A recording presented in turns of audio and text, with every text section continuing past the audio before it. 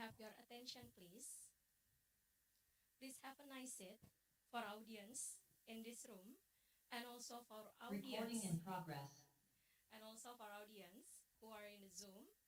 Please, you can mute your speaker, and also you can start to open your camera.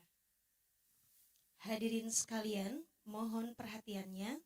Mohon kepada Bapak Ibu yang baru hadir dipersilahkan duduk dan menempati kursi yang masih kosong yang berada di depan, dan juga untuk peserta yang berada di Zoom, harap bersiap. Mohon untuk dimatikan speakernya dan menyalakan kameranya. Before we begin, we would like to explain the rules of seminar today. First, please make sure your cell phones are on silent mode so we don't disturb the speakers and also other attendees. The second, we encourage you to all participate. Please be focused for listening the materials, and also you can be active to participate in the discussion, and then you can ask question in the sharing session. Sebelum kita mulai, izinkanlah kami menjelaskan aturan untuk seminar hari ini. Yang pertama, mohon kepada Bapak Ibu hadirin sekalian untuk mematikan handphonenya atau memastikan handphone dalam mode senyap, sehingga tidak mengganggu peserta yang lain. Selanjutnya, kami berharap semua peserta untuk fokus mendengarkan materi, berpartisipasi dalam diskusi, dan mengajukan pertanyaan terkait topik seminar selama sesi tanya-jawab. The third is, please make sure you stay for the duration of the seminar.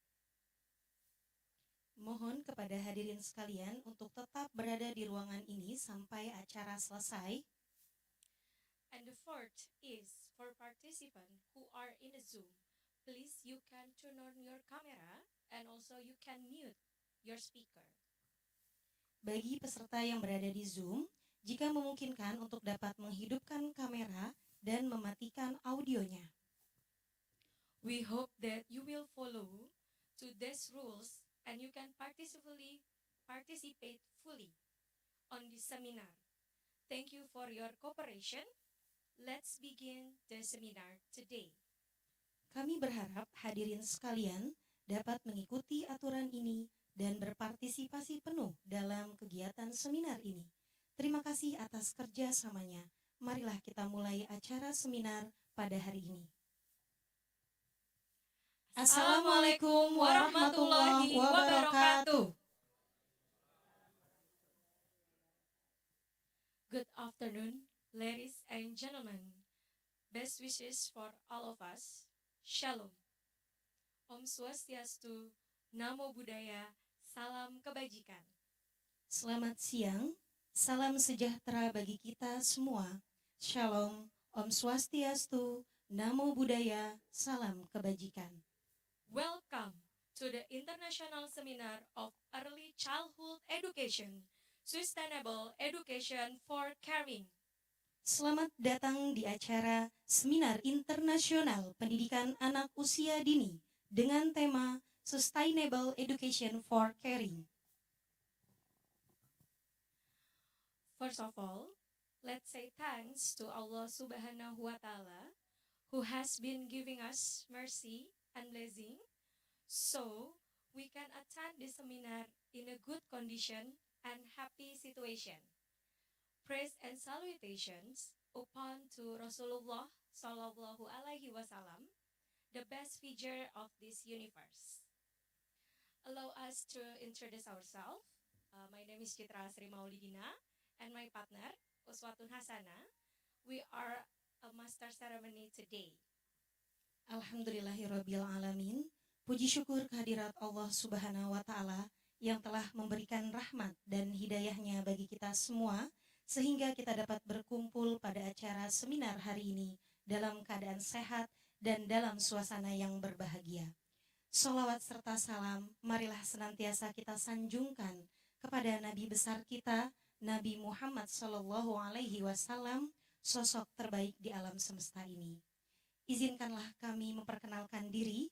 Saya Uswatun Hasanah dan rekan saya Citra Asri Maulidina selaku pemandu acara pada siang hari ini. Honorable, a Dean from Faculty of Education, Profesor Dr. Fahru Rozi, MPD. Yang terhormat, Dekan Fakultas Ilmu Pendidikan, Profesor Dr. Fahru Rozi, MPD. Honorable Vice Dean of Academic Affairs, Dr. Wirda Hanim, MPSI. Yang terhormat, Wakil Dekan 1 Bidang Akademik, Dr. Wirda Hanim, MPSI. Honorable Vice Dean for General Affairs and Finance, Dr. Murni Winarsi, MPD. Yang terhormat, Wakil Dekan 2 Bidang Umum dan Keuangan, Dr. Murni Winarsi, MPD. Honorable Vice Dean for Student Affairs, Dr. R.A. Murti Kusuma, MSI. Yang terhormat, Wakil Dekan 3 Bidang Kemahasiswaan, Dr. R.A. Murti Kusuma, MSI. Honorable the Head of International Collaboration in Postgraduate Program, Profesor Dr. Insinyur Arita Marini, MA. Yang terhormat, Koordinator Pusat Kerjasama dan Pengembangan Pasca Sarjana Universitas Negeri Jakarta, Profesor Dr. Insinyur Arita Marini, MA. Honorable the Head of Senat Universitas Negeri Jakarta, Profesor Dr. Hafid Abbas, and also as a speaker for this seminar.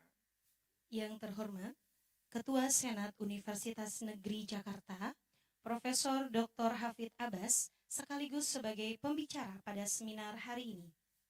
Honorable Professor Dr. Astrid Kaiser from Senior Experten Service Germany as a speaker for this seminar.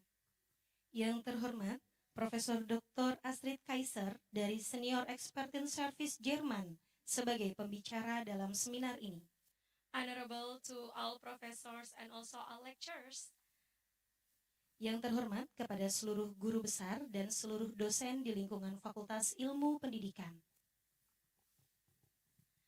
In this beautiful moment, we would like to welcome today Professor Dr. Astrid Kaiser and also Professor Dr. Hafid Abbas. Professor Dr. Kaiser is an expert from Senior Experten Service Germany. Also, she has a lot of experience in Senior Experten Service Germany. And also, Professor Dr. Hafid Abbas is one of 11 members of the National Human Rights Commission or Komnas HAM of the Republic of Indonesia in period 2012 until 2017. Now, Professor Dr. Hafid Abbas is the head of Senat Universitas Negeri Jakarta. Di momen yang indah ini, kami ingin menyambut pembicara seminar pada hari ini, Profesor Dr. Astrid Kaiser dan Profesor Dr. Hafid Abbas. Profesor Dr. Astrid Kaiser adalah seorang ahli dari expert service Jerman yang memiliki banyak pengalaman di bidang pendidikan. Serta Profesor Dr. Hafid Abbas adalah salah satu dari 11 anggota Komisi Nasional Hak Asasi Manusia Republik Indonesia untuk periode 2012 sampai dengan 2017. Saat ini beliau adalah Ketua Senat Universitas Negeri Jakarta. We are very enthusiastic and also we are very happy to have Professor Dr. Astrid Kaiser here and also Professor Dr. Hafid Abbas. So we have several agendas today. So allow us to read several sequences of our agenda for this seminar. Kami sangat antusias dan senang menyambut Profesor Kaiser dan Profesor Dr. Hafid Abbas di sini. Dengan demikian, izinkanlah kami sebagai MC membaca beberapa urutan agenda pada seminar hari ini. The first is opening. Yang pertama adalah pembukaan. The second is singing Indonesia National Anthem. Yang kedua adalah menyanyikan lagu Indonesia Raya. The third is reading a prayer. Yang ketiga adalah pembacaan doa. The fourth is welcoming and opening speech. Agenda keempat adalah kata sambutan dan pembukaan. The fifth is seminar material. Yang kelima adalah paparan materi seminar. The sixth is discussion. Agenda keenam adalah diskusi. The seventh is closing. Dan agenda ketujuh adalah penutup. So, ladies and gentlemen, step on the following agenda is opening. Let's open this event by saying basmalah. Baiklah Bapak dan Ibu, agenda pertama adalah pembukaan. Marilah kita buka acara ini dengan membaca basmalah. Bismillahirrahmanirrahim. The second agenda is singing Indonesia National Anthem. So, ladies and gentlemen, please stand up for a moment because we will sing Indonesia National Anthem together. Agenda kedua adalah menyanyikan lagu Indonesia Raya. Bapak Ibu hadirin sekalian, mohon berdiri sejenak untuk bersama-sama menyanyikan lagu Indonesia Raya.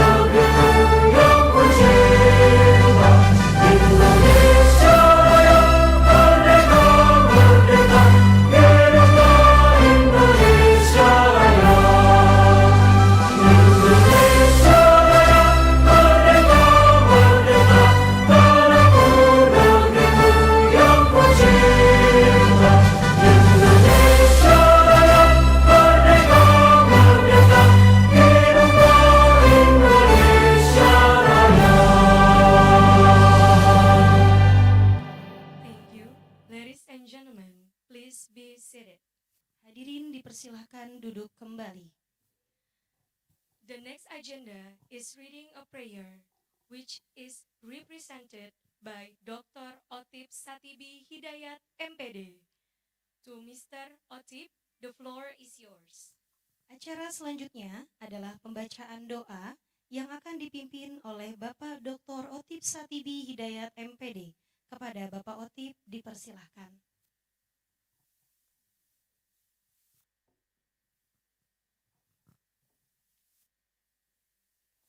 Bismillahirrahmanirrahim. Assalamualaikum warahmatullahi wabarakatuh. Mari kita bersama-sama memunajatkan kepada Allah supaya semua aktivitas pada hari ini dapat berjalan dengan lancar dan dicatat sebagai amal soleh kita bersama. A'udzubillahi minasyaitonirrajim. Bismillahirrahmanirrahim. Alhamdulillahirabbil alamin. Hamdasy syakirin, hamdan na'imin. Hamdan yuafi ni'amahu wa yukafi'u mazidah. Ya Rabbana wa ilahana lakal hamdu wa lakas syukru kama yanbaghi li jalali wazikal karim wa 'azimi sultanik. Ya Allah yang Maha Agung, pada hari ini kami keluarga besar Fakultas Ilmu Pendidikan Universitas Negeri Jakarta berkumpul bersama dalam rangka mensyukuri salah satu nikmat yang telah Engkau turunkan kepada kami berupa nikmat penyelenggaraan seminar internasional yang mengusung tema Sustainable Education for Caring. Ya Allah yang Maha Penguasa, anugerahkanlah kepada kami kebaikan yang banyak, agar acara ini sejak pembukaan sampai akhir nanti dapat menghasilkan rumusan ilmiah dan rekomendasi yang aplikatif untuk menjalankan amanah profesi akademik dengan sebaik-baiknya dan sejujur-jujurnya, menciptakan anak bangsa yang berakhlak mulia, cerdas dalam berpikir, dan berbudi pekerti luhur dalam rangka menyiapkan generasi untuk estafeta kepemimpinan di negeri tercinta ini, serta mampu meningkatkan martabat dan kehormatan bangsa kami, Indonesia tercinta. Ya Allah yang Maha Pemelihara, melalui seminar internasional ini kami berikhtiar untuk menemukan formula efektif agar dapat memelihara dan merawat kesejahteraan hidup kami di dalam lingkungan pendidikan yang positif dalam rangka meningkatkan mutu pendidikan anak bangsa kami di masa yang akan datang. Untuk itu ya Allah ya Rabbana, tunjukkanlah kepada kami jalan yang lurus, hati yang ikhlas, dan pikiran yang jernih, agar kami dapat membedakan antara kebenaran dengan kekeliruan. Bimbinglah kami dalam membahas, mendiskusikan, dan menyusun rekomendasi ilmiah, terlepas dari kecerobohan dan kepentingan yang akan merusak kemurnian dunia pendidikan di Indonesia. Ya Allah ya Rabbana, jadikanlah negara kami negara yang lebih kokoh dalam kesatuan, makmur dalam kedaulatan, serta jauhkanlah kami dari mara bahaya dan malapetaka. Hindarkanlah dari musibah dan bencana, selamatkanlah dari perpecahan dan permusuhan. Ya Allah yang Maha Pengasih, ampunilah segala dosa dan kekhilafan kami, dosa kedua orang tua kami, juga para pendahulu kami. Masukkanlah ya Allah, teman-teman kami yang telah wafat mendahului kami ke dalam taman-taman surga sebagai balasan pahala atas amal soleh mereka. Semoga Engkau mengabulkan dan meridhai doa kami semua. Rabbana atina fid dunya hasanah wa fil akhirati hasanah wa qina adzabannar walhamdulillahirabbil alamin. Assalamualaikum warahmatullahi wabarakatuh.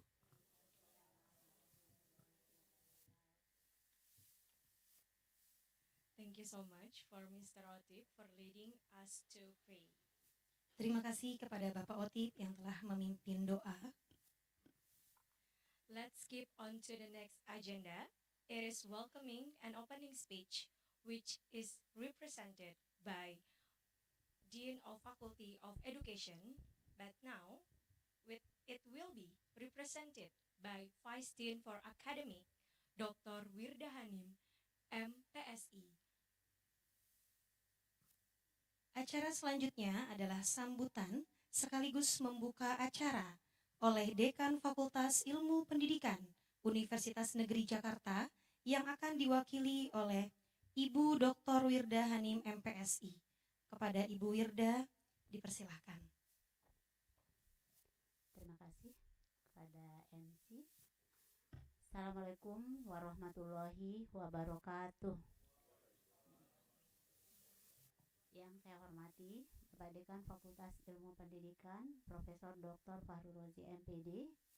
Selanjutnya yang saya hormati Wakil Dekan Fakultas Ilmu Pendidikan Ibu Dr. Murni Winarsih MPD.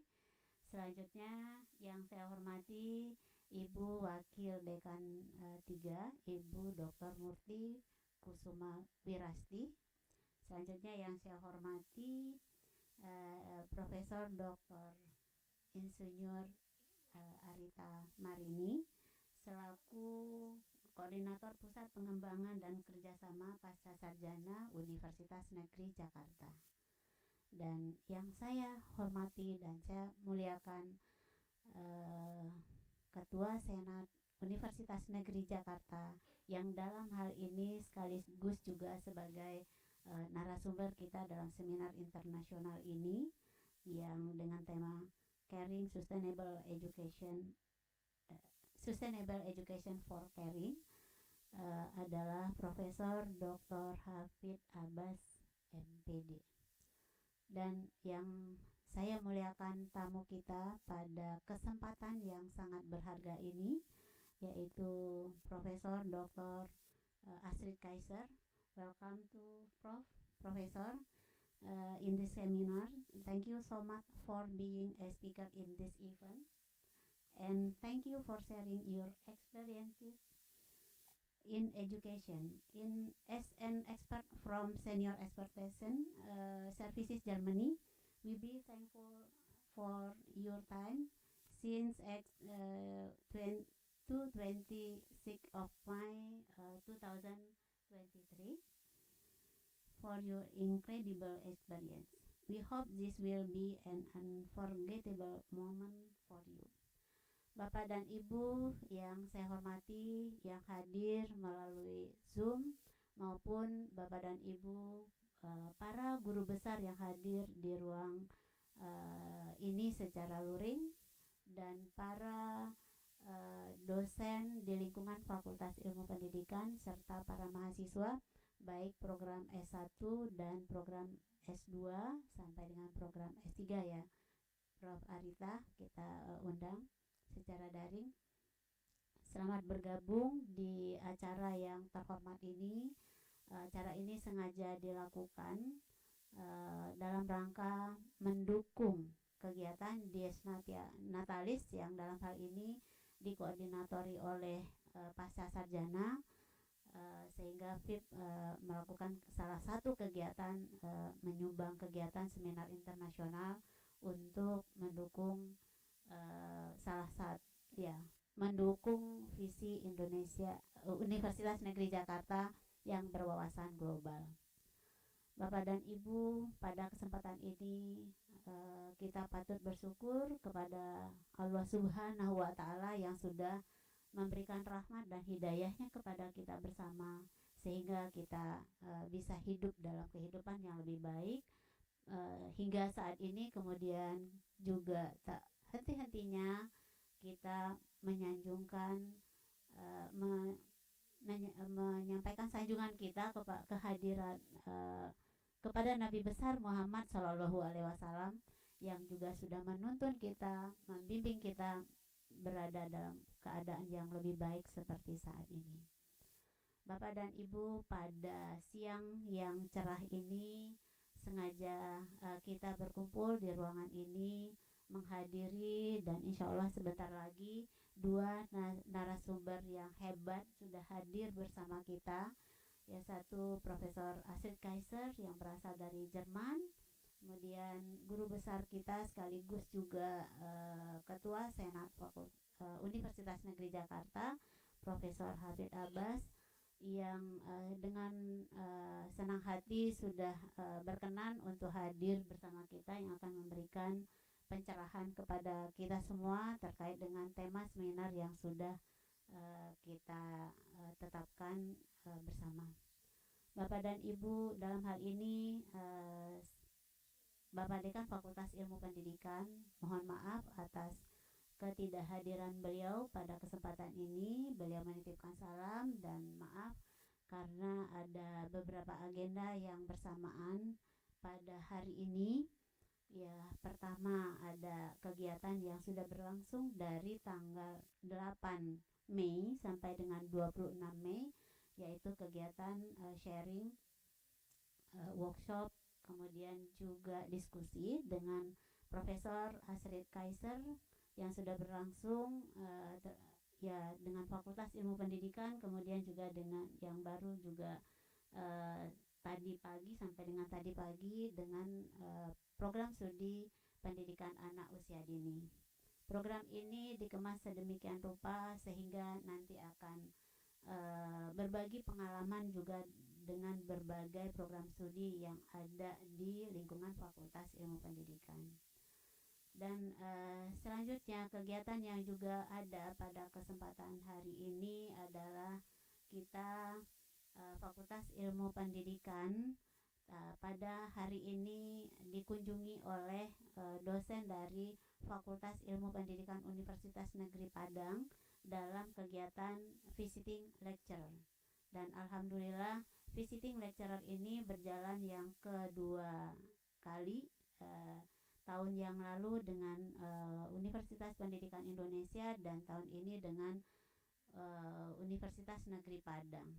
Mudah-mudahan kerjasamanya ini baik dengan SES Jerman maupun dengan perguruan tinggi nasional seperti yang sudah kita lakukan hari ini, yang dalam kesempatan yang sama kita alhamdulillah bisa melakukan beberapa kegiatan. Mudah-mudahan kegiatan seminar pada hari ini bisa berjalan lancar. Marilah Bapak dan Ibu sebagai himbauan dari Fakultas Ilmu Pendidikan, kita aktif berinteraksi, mendengarkan paparan dari kedua narasumber yang sudah ada bersama kita pada hari ini. Mudah-mudahan apa yang beliau sampaikan betul-betul bisa kita manfaatkan, kita gali lebih dalam lagi, kita implementasikan nanti dalam kehidupan kita sesuai dengan apa yang beliau sampaikan nanti. Karena beliau Prof. Asrid dan Kaiser dan Prof. Hafid Abbas adalah sangat mumpuni dalam dunia pendidikan, sehingga apapun yang beliau sampaikan nanti pasti akan menjadi sesuatu yang sangat berharga. Nah, oleh karena itu Bapak dan Ibu yang hadir di ruangan ini maupun yang hadir secara luring, mari kita ikuti bersama, kemudian kita aktif untuk berdiskusi sehingga kita tidak melewatkan kesempatan yang sangat-sangat berbahagia ini dan sangat-sangat berharga ini. Untuk tidak memperpanjang pengantar dan sambutan, mewakili Dekan Fakultas Ilmu Pendidikan atas nama Profesor Dr. Faru Rozi MPD, saya membuka dengan resmi seminar dengan tema Sustainable Education for Caring dengan membacakan Bismillahirrahmanirrahim. Assalamualaikum warahmatullahi wabarakatuh.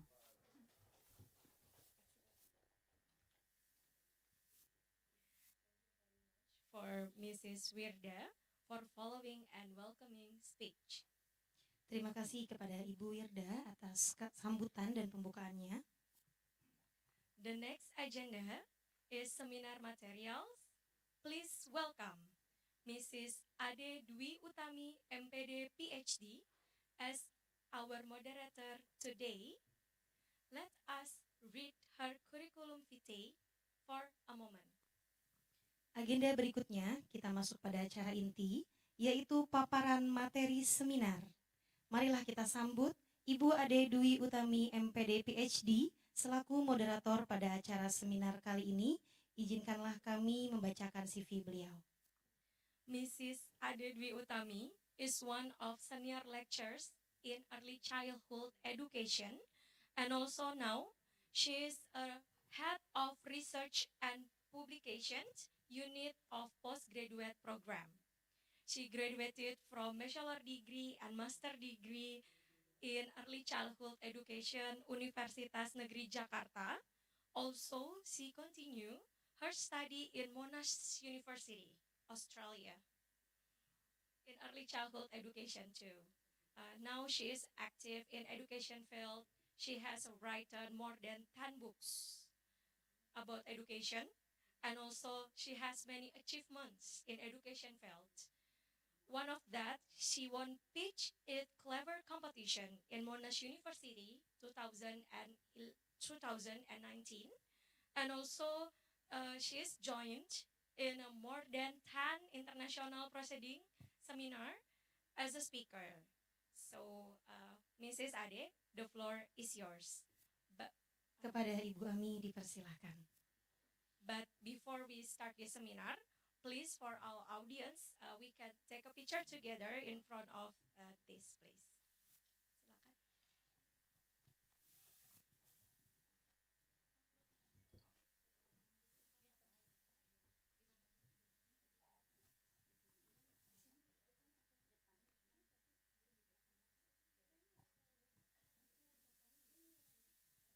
Silakan. Silakan. Kepada Bapak Ibu hadirin sekalian, mohon untuk maju ke depan. Kita akan mengadakan sesi foto bersama.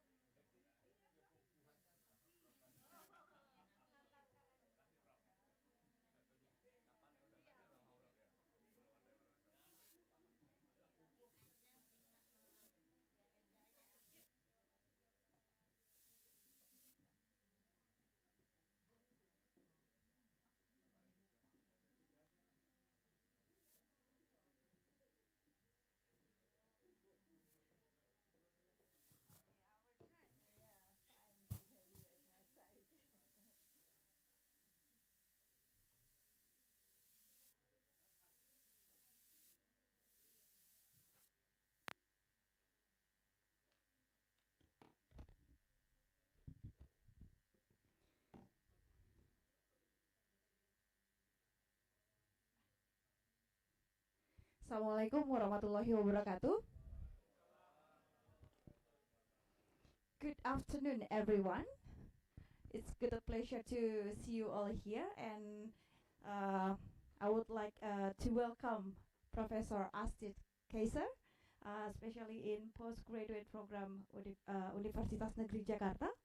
We are in the international seminar as part of 59th Dis Natalis UNJ held by Faculty of Education Universitas Negeri Jakarta. And today we're gonna talk about the sustainable care of education that will delivered by Professor Astrid Kaiser. And also we're gonna have a reflection on the spirit of student city of Sukarno 1953 by Professor Hafid Abbas, our second speaker. And before we start, I would like to read the resume or curriculum vitae of our beloved speakers here.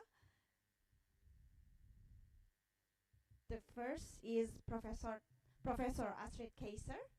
That is since 1993 Professor of Didactics of Science at the Karl Franz Ossietzky University in Oldenburg.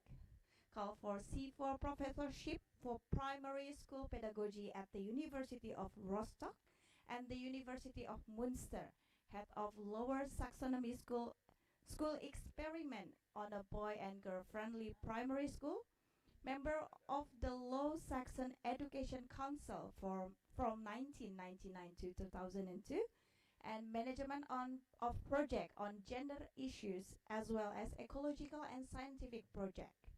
Currently, Energy of Education for Sustainable Development and Research Project on Kindergarten Education, and more than 60 book publication and more than 200 article publication. Wow, you're very productive, ma'am. And then our second speaker is our beloved Professor Dr. Hafid Abbas.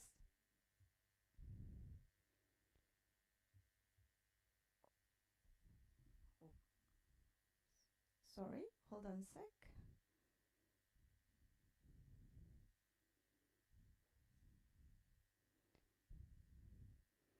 Professor Hafid Abbas was born in Bonn, Sulawesi Selatan on 27 of August 1957, and during the decade he is a commissioner and the head of Human Rights of Republic of Indonesia from 2012 till 2017, and also the president of the Global Alliance of National Human Rights Institution from 2014-2015, and also Dirjen of Human Rights of Republic Indonesia from 2000 till 2006, and the head of the unit of Balitbang for Law and Defense Republic of Indonesia 2006-2010, and also the Ministry Deputy for Human Rights for Republic Indonesia from 1999 to 2000.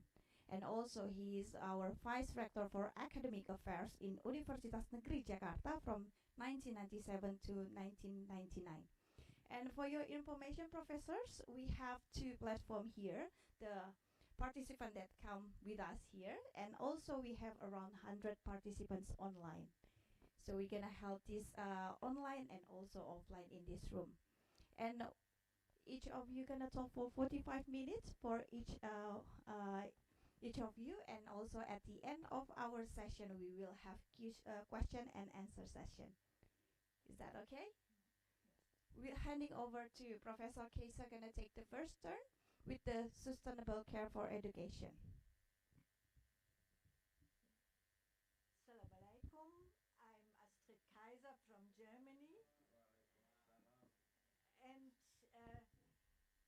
have to show here now my research project about anthropology, but I will include this in the main question of the world, the coming climate change. And where are the files? Mas Arbi, boleh dibantu untuk PPT-nya Prof. Astrid?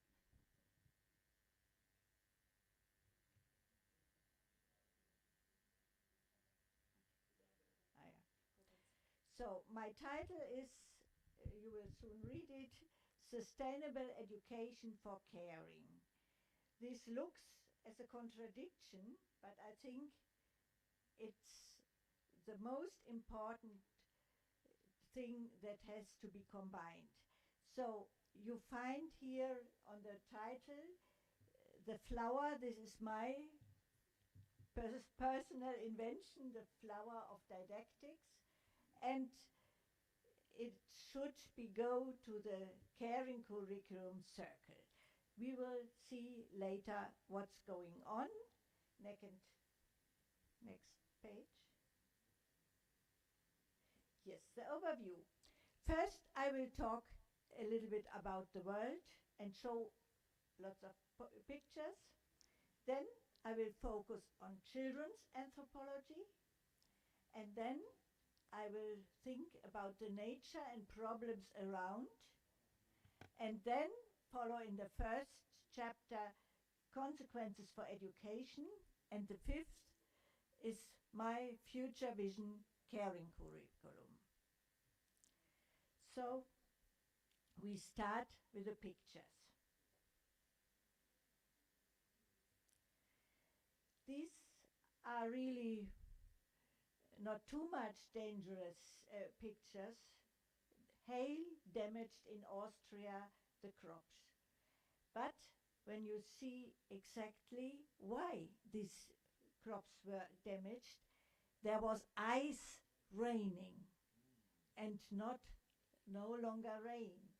So because of the climate change, also very irregular things happen in the world.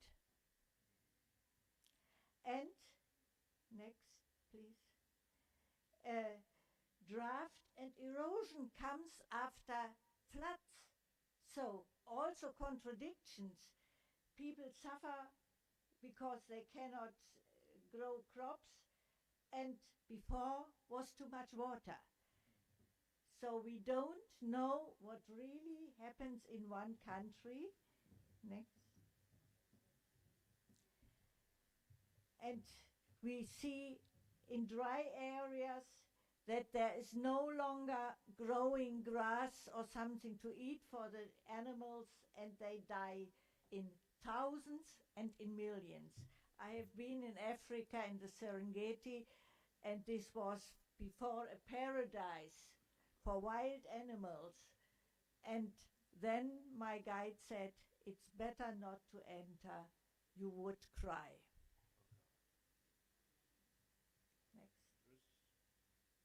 Next. So, and this is in Germany, in a mountainous area, where you think up in the mountains is no big river, only very small creeks. But the small creeks were full of water, and suddenly the first floor was under the flood. And the people had to escape to the second floor. And this was a very, very large region in Germany. Next. Next. Yeah. And after the floods, the ground gets dry, and it is difficult for plants to come out of the very hard earth.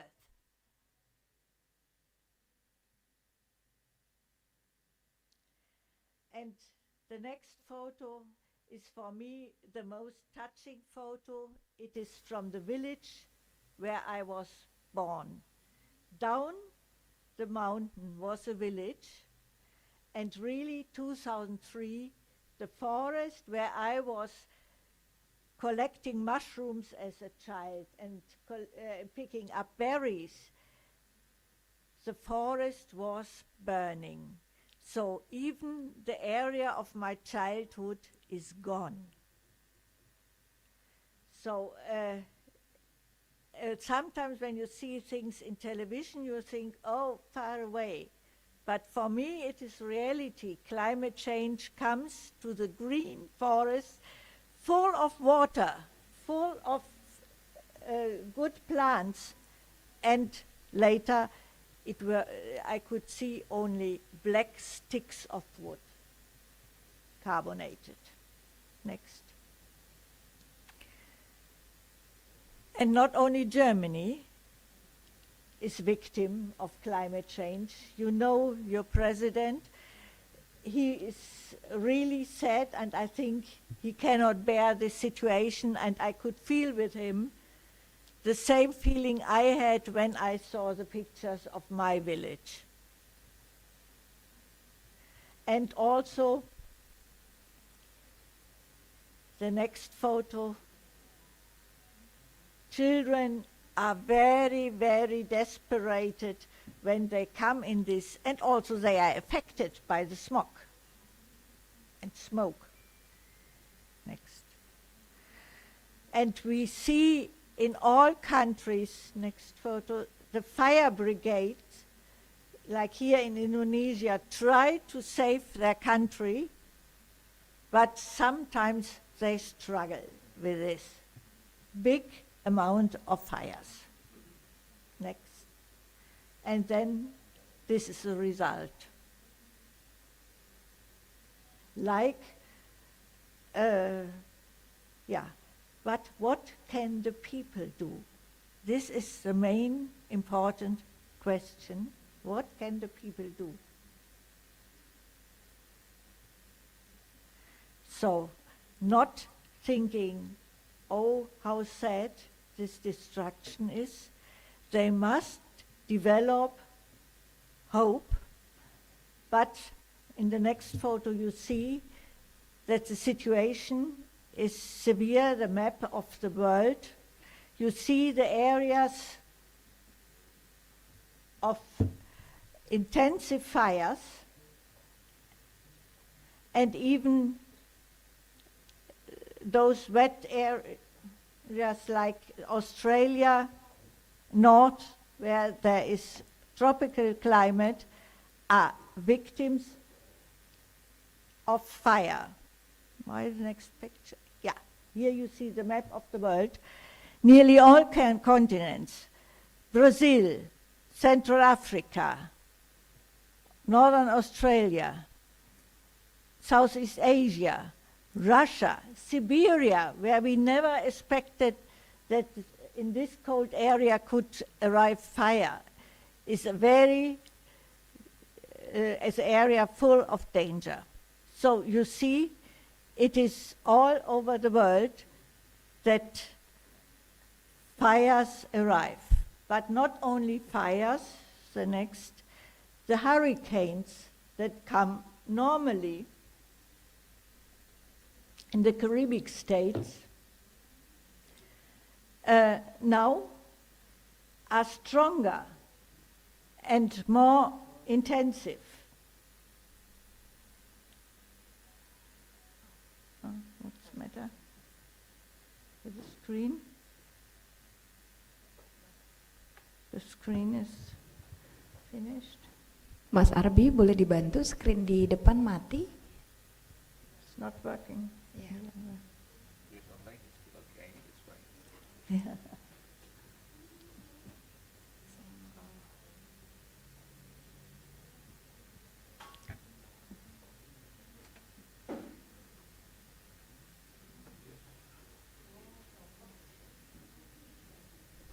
Yeah.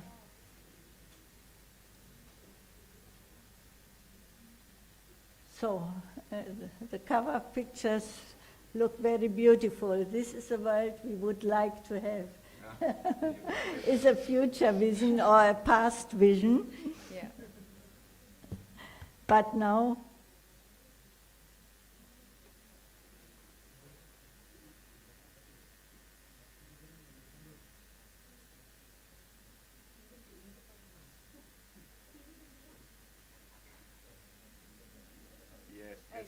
yeah. So hurricanes increase and are more violent and longer time in the year. So the earth needs care, you see in the next picture, that earthquakes damage totally the world. but many children suffer after these catastrophes and are hungry. And I think poverty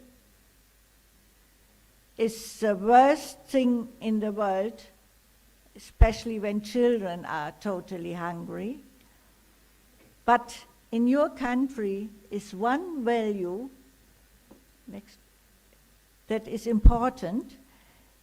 In the Islam is a value to support the poor, a religious value. I think this is one thing that should be developed, and there should be an emphasis. And I will later combine this with education questions.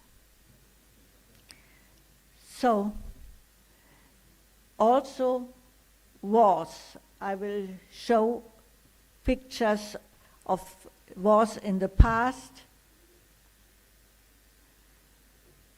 The Vietnam War.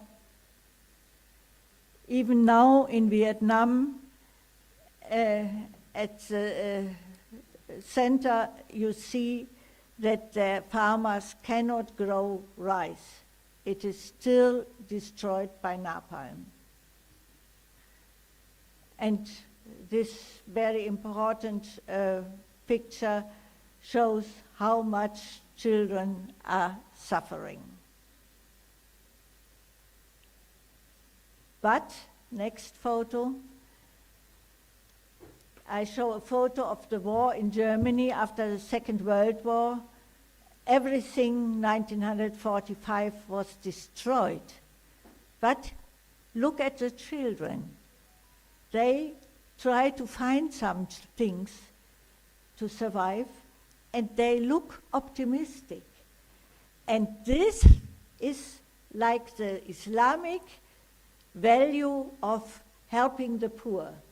Is the second point of hope, that children are looking into the future, and we should invest in their capacity to change the world and to save the world. So this is the end of the catastrophe show. Hope and care for the world is necessary. This is my conclusion. And now I think sustainability as learning principle must be implemented. So, and there are competences to be flexible, to be adaptive to new situations, and to empower social relations, and to develop caring and responsibility. So these characters must develop more in the education, and because I think children are our future. And for this, I made a worldwide research project. Now I'm in chapter 2. I was collecting data in 4 continents. You see the country overview. Also, Bali was included in my sample because I wanted to have the 4 important world religions: Islam, Buddhism, Hinduism, Christianity. And choose several countries that are more developed in their continent. And I must tell an interesting story. I applied for this project in the German research organization, and they said, you want to know what children are the same in the world? This is not interesting. We don't support this project. Finally, China was so clever to pay for a graduate student for a scholarship that she could make the evaluation of the 30,000 photos I produced. And I show you some photos and a little bit the results. So one of the categories that are worldwide the same is children like to deal with small objects, stones or whatever. They like small objects. Children like also to deal with the nature, with mud and sand and water. This is in Peru. But you find these kind of movement that children try to make mud in every country. I have hundreds of photos of this kind with other social surroundings. And also children like to learn with nature objects. So these girls in Germany were collecting shells and putting it into order, the biggest, the darkest, and so on and so on. And also, during observing the nature, here in Belize, in Central America, children interact. Here on the island of Morotai in Indonesia, north of Halmahera, the child is trying to find the fruits and to compare the fruits. But also liking animals. These very, very poor children in Cambodia try to rescue animals they find. So they are really caring of animals. So I don't want to tell you too much about this project, but the result is that there are worldwide some categories totally the same. Movement children need, dealing with small items, social interaction. Later I made a common category with demanding care and receiving care. Fourth, focusing, being interested in things. And physical needs, eating, drinking, balancing, and so on. And also children are interested in the nature, but there I could not find enough quantities of photos that I could prove that this is a category. And here you see a good example from Indonesia. And today I was thinking about this photo when I observed the laboratory school of this university. The teachers were like these fathers, observing the child, encouraging the child, but not pushing the child.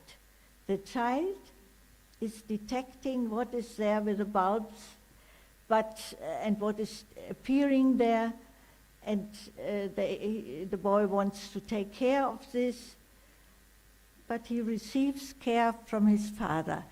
This is a good example that children's minds can grow. Thanks. And now I come to the third chapter, nature. So it is very important for children to deal with the nature, to be inside the nature, to smell, to taste, to hear the sound of the leaves. So with all senses enjoying the nature. Only when they enjoy the nature, they have the motivation to save the nature. And this is very important in times of climate change. And also to respect and love the nature, to think about details of flowers and plants, and to see the shade of the colors, and so on and so on. That children want to save the nature. Next photo. Yeah, here. You see the tree with all the interesting shapes of blooming. Also, children should learn to love the nature, to see the fish and to enjoy their movement. It is the basic of future saving, that children are loving the nature and want to take care of this.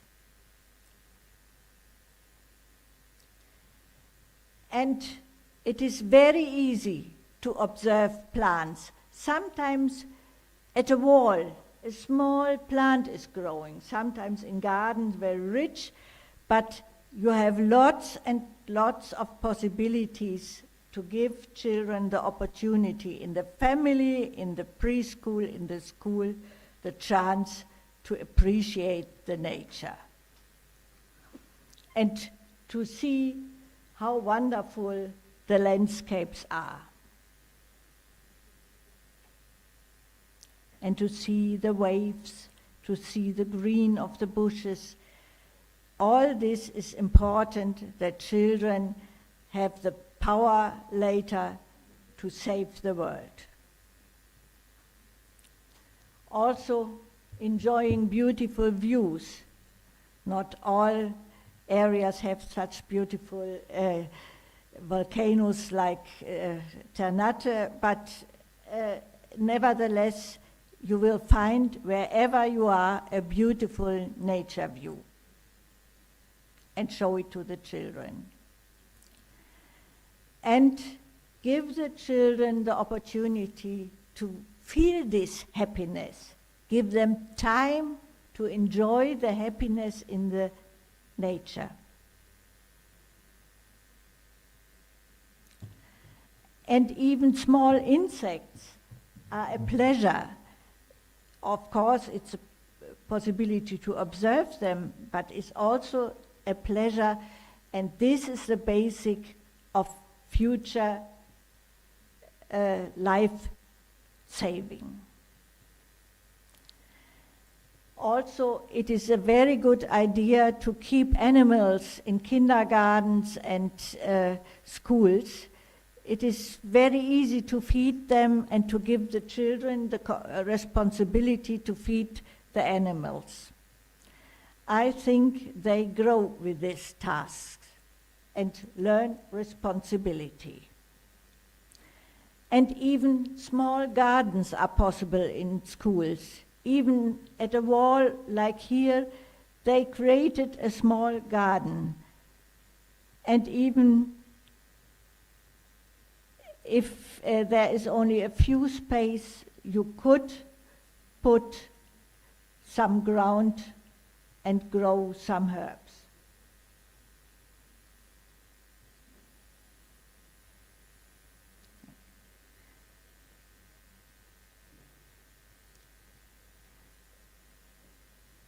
School garden work develops responsibility. They learn to appreciate the plants and to observe. This is also the basic of scientific knowledge.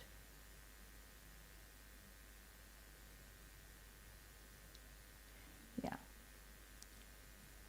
But if you don't have so much space, the next photo shows it is very easy to have a garden at school. You just take the wires. They are trash. It is difficult to recycle them. And you put some ground inside and grow plants. But also recycling is a very good thing, to use these plastic parts to make a broom to clean the school. You can give children the chance to be responsible. But when I look around in the world of grown-ups, the responsibility is missing. Even in this beautiful island, you see lots and lots of trash. everywhere.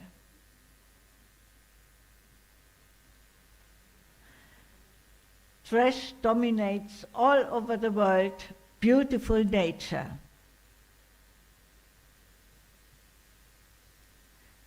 And also interesting culture like this historical fortress. And this beach was the Sultan's beach and totally destroyed by trash. Next. So, the consequences for education are, first, to avoid trash. You can do things or keep things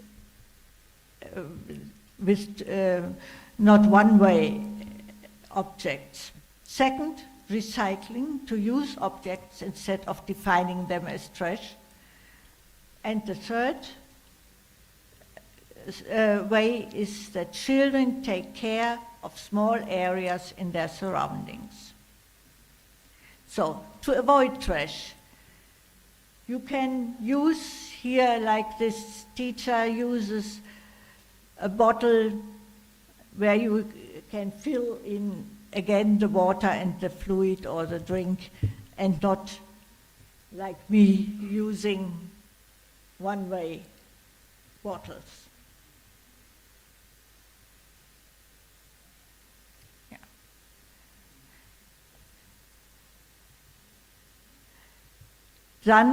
Then to recycle. I observed the lack of competence to recycle. Here was really offered different colors, green for organic things, blue for paper, and so on, but the people put everything inside. Bottles into organic and so on. So this has to be taught at school. The second way, making toys of trash. For example, a car here. Or here, a telephone. I saw in the laboratory school that students of this university were preparing music instruments of trash, and the children were so good cooperating with this. Also, to use material for scientific experiments. Here, to put sand in the upper glass, make a hole, and measure how long it takes, all the sand comes down, to make a sand clock with recycled material. Or, even better, the next experiment is totally interesting to learn about space. The question is, why needs an astronaut a spacesuit? And you took only a glass, a balloon, and 2 straws, and make in the cup 2 holes. And then you take out with 1 straw the air in the glass, and the balloon enlarges. So you see, in the space without air, the astronauts' lungs and other organs would crash because of the missing air around. And this is a good example that children know why the astronauts go with these very heavy space labs and space suits. Also here, with paper, making a labyrinth for potatoes growing, and the potatoes grow to the light and make interesting ways to come to the light. So the children learn biologically that light is necessary for a plant. Or here, to make solar power experiments. Use bottles, trash silver, aluminium paper, and one bottle is black covered, one is white covered, and the black covered forces the propeller to be faster because it's observing the warmth of the sun. So very simple experiments possible with trash. Also here, always with all day materials to warm the water, and suddenly the balloon gets big.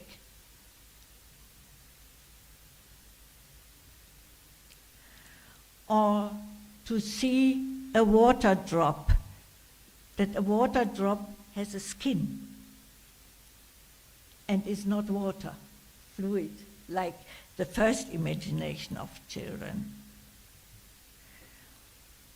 Or to see that paper, when you fold it to the inside, when it's touched with water, it's folding open like a flower, and then arrives the nature of the fiber which was originally in the paper. So lots of possible experiments, and it makes sense to collect many, many valuable things for experiments at school. And soon the children make an order of this and are more creative in developing experiments. So, children should care, this is the third step, of small areas in their surroundings, to be responsible of this small part of the canal. Of course, they have to take care of their health, not to take this with their hands. There must be a hygienic situation, but children are responsible to take care of their surroundings. This is a first step that they are responsible of the world. And now I show you my theoretical conclusion of all this. The caring curriculum originally was published by Nell Noddings. And the caring curriculum means self, you can start in each position, self. First, the self of the children must be strong. They need love and care. So in the laboratory school today and yesterday, I saw a lot of examples that the teachers were enforcing the children to take care of themselves. The next is that the peers, we could go back to the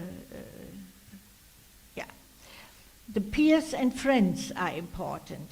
Children should be aware of their friends, should help them to try to be good comrades and to give them the opportunity to be friendly together. These are the first two steps against climate change. The self of the children must be strong enough. They must be able to cooperate with peers and friends. And later, they must be friends of distant others, for example, sending letters to a school far away or something like this, or sending photos and so on. And the next step is to take care of plants and animals. I showed some examples how it is possible. And when children from their heart can take care of plants and animals, they can also take care of the human-made world. Beginning with a short river path where they are responsible for. And the next step from human-made world is the ideas, philosophy, mathematical models. So different theories and ideas are important, that you take care, that you like it, that you want to save the world, that you think this idea is important.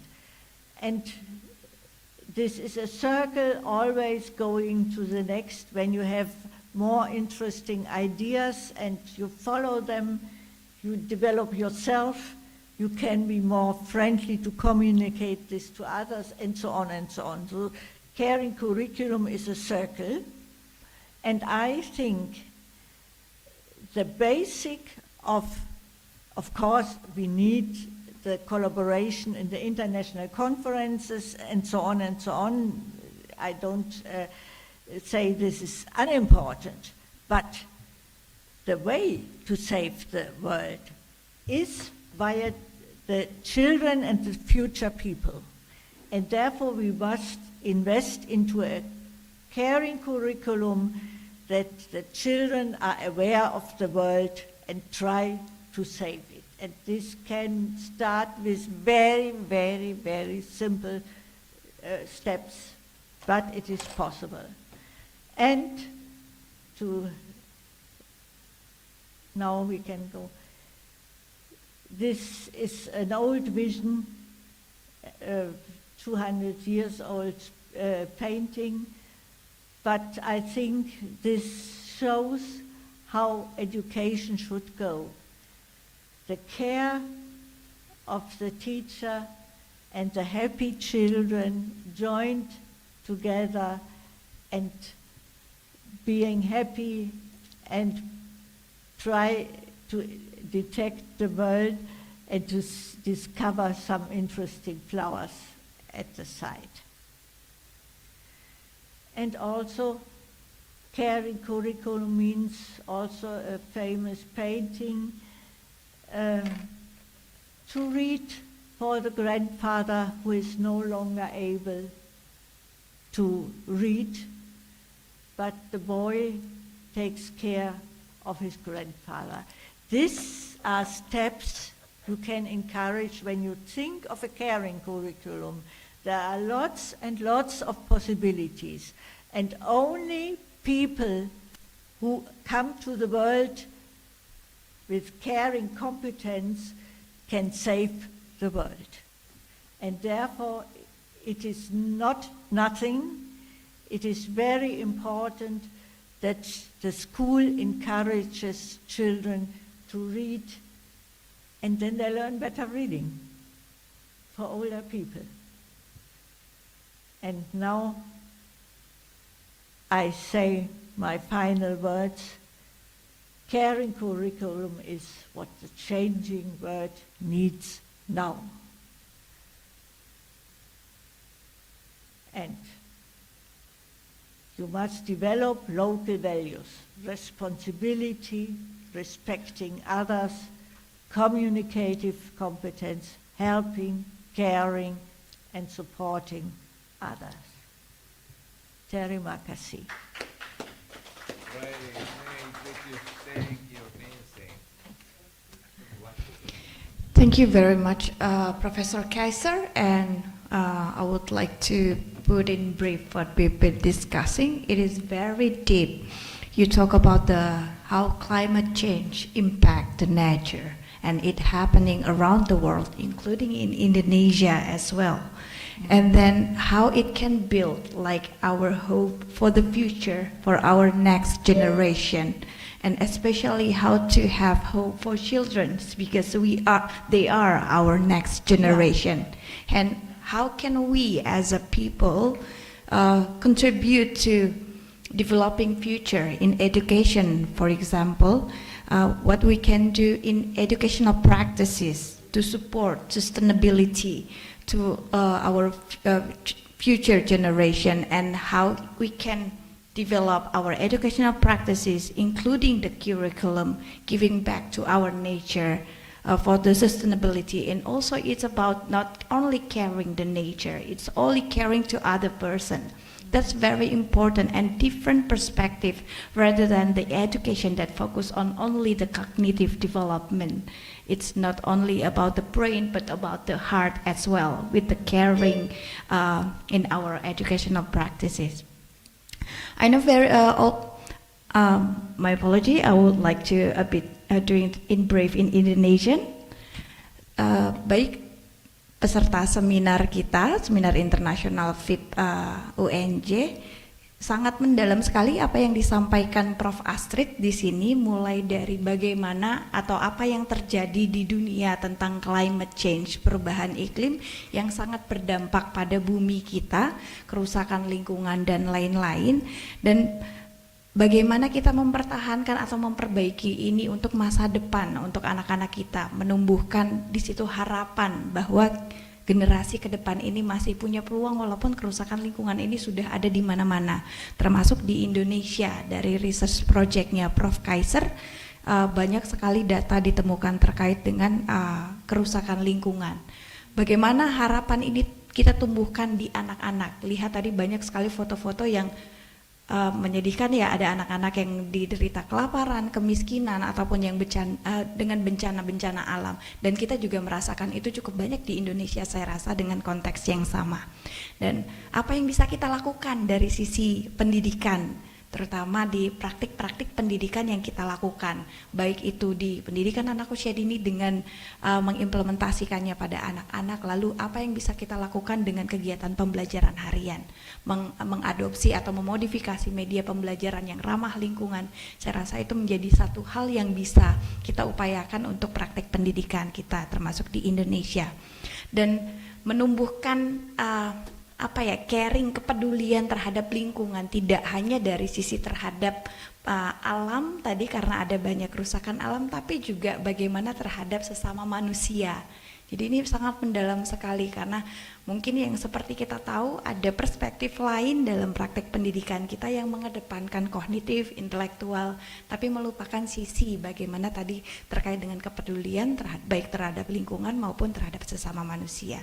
Jadi filosofis sekali tapi sangat dibutuhkan untuk diimplementasikan secara praktik, dan ini juga menjadi research beliau selama kurun waktu belakangan ini dengan berbagai negara ya yang menjadi partisipan atau konteks penelitiannya. Semoga bisa menginspirasi kita semua di sini selaku scholars ataupun akademik yang bergerak di bidang pendidikan.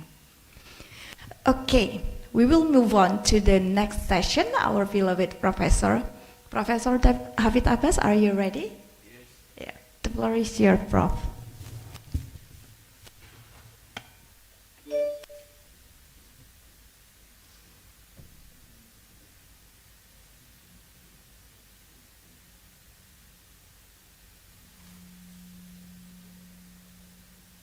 Thank you so much, Ami. Assalamualaikum. Very good afternoon, ladies and gentlemen. Let me greet Professor Astrid for your very insightful, it touched the fiber of our mind and heart. So sweet presentation you had made, Prof. Astrid. I love it.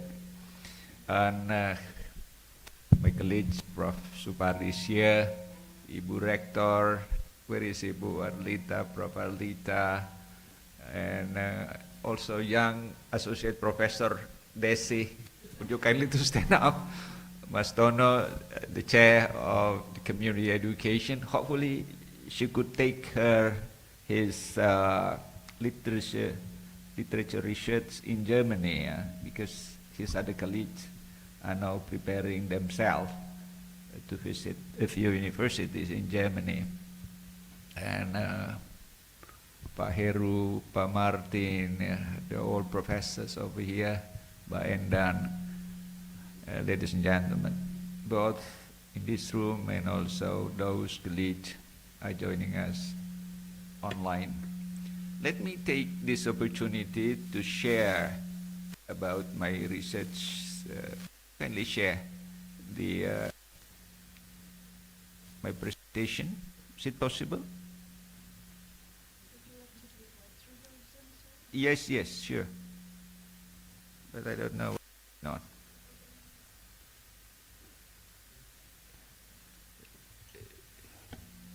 Yes, okay, that's fine. So, this is my research area to address the issue of student city across South Africa. And I made a few countries in South Africa, in Africa. And this year we are going to do the similar research for Turkey. Yes. So let me share 4 areas about this research. One is the background and research problem. Second is what is the common ground between the two countries, Indonesia and South Africa. And the next is research methodology. And the last is data and finding. So very simple. Saya aja yang nanti presentasikan ya, supaya saya bisa ikuti. Oh, nggak bisa ya.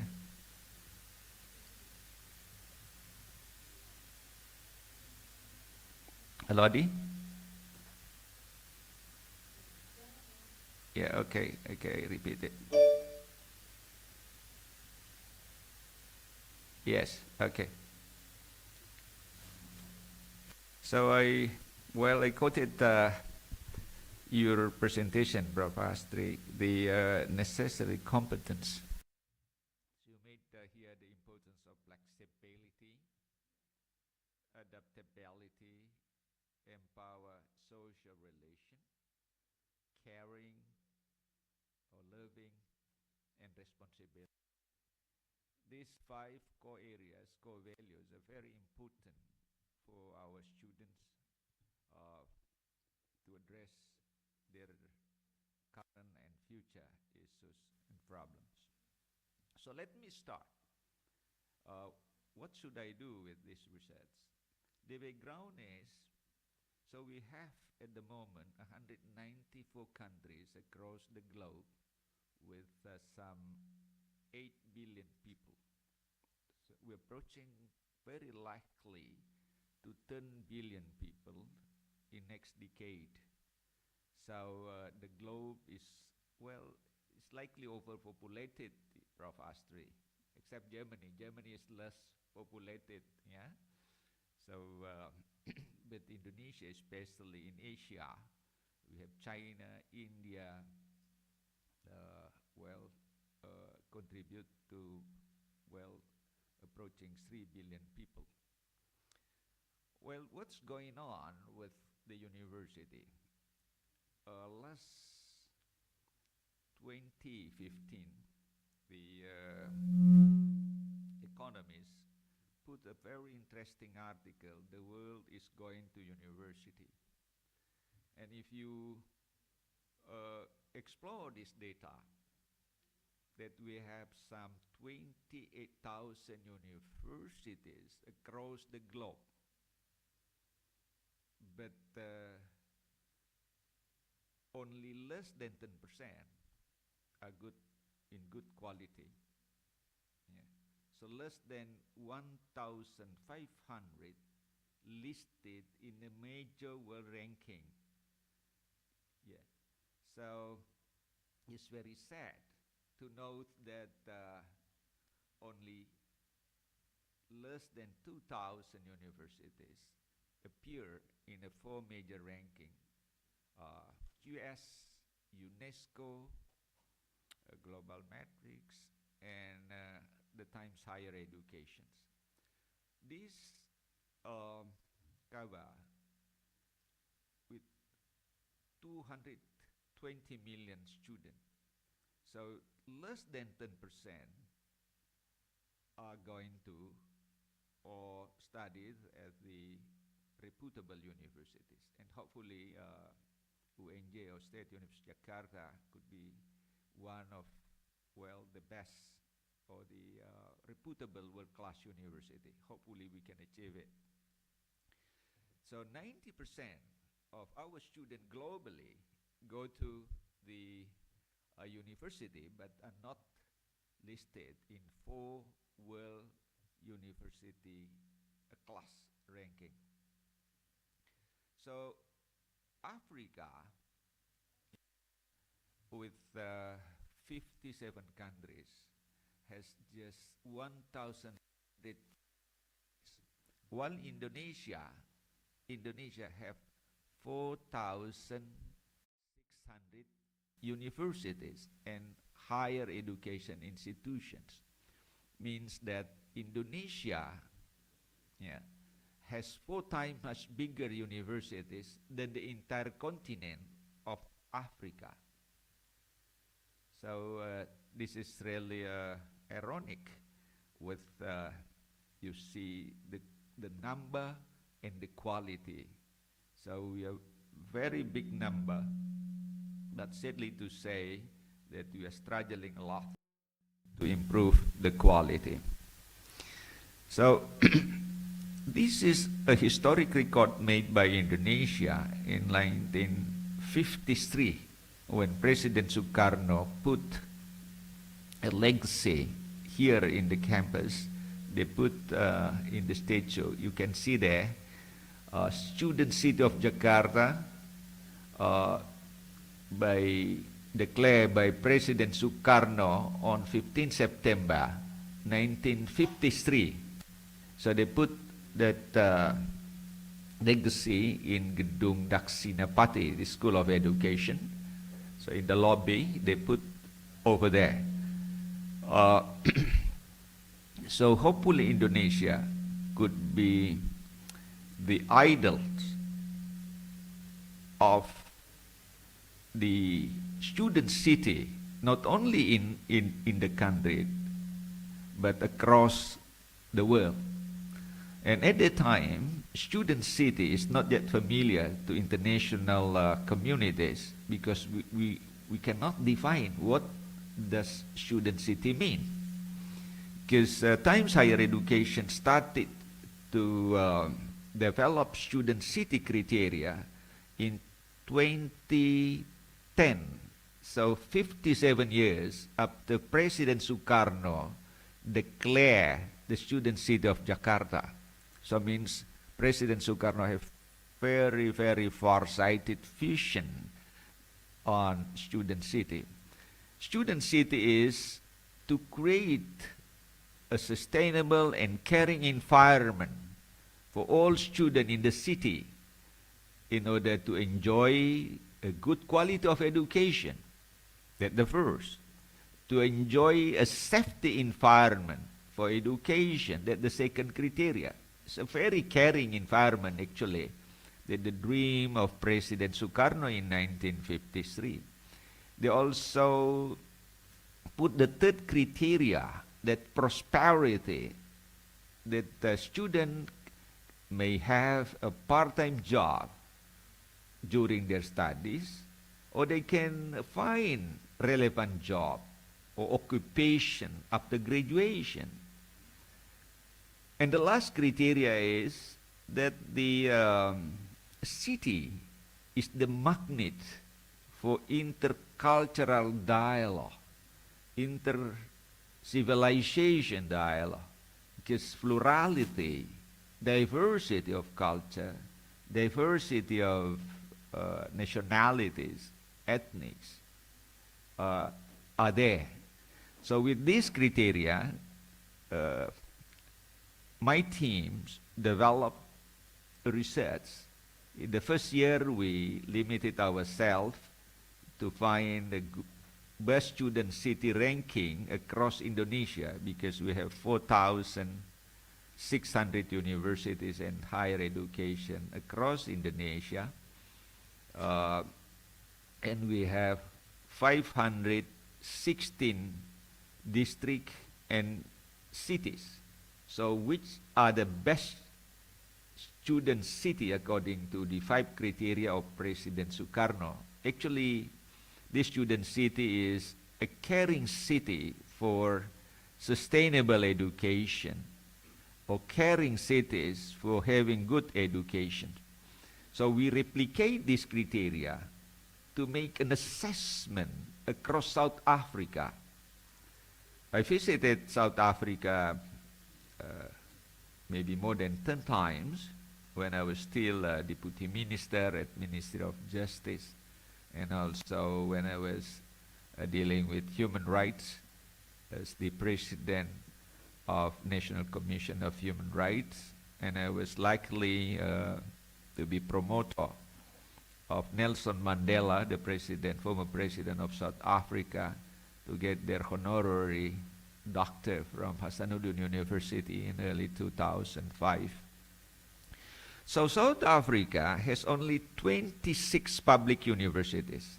So can you imagine in the gap, ladies and gentlemen, colleagues, that 4,600 public and private universities across Indonesia, while South Africa has only 26.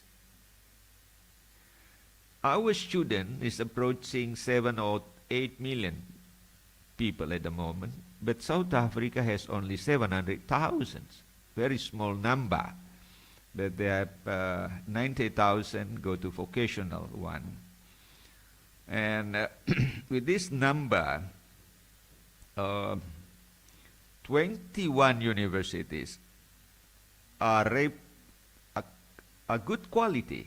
They are world-class university, reputable universities across South Africa. They are located in cities of Cape Town. Have you visited, Prof. Astri? Very beautiful city, Cape Town. Yeah? Johannesburg, similarly. Pretoria is the capital. And Durban, the beach city. Very beautiful. The objective of the study is that how to develop Indonesian South Africa student and lecturer mobility. Probably we can do also with you, Professor Astri, between Indonesia and Germany, especially State University of Jakarta and your university.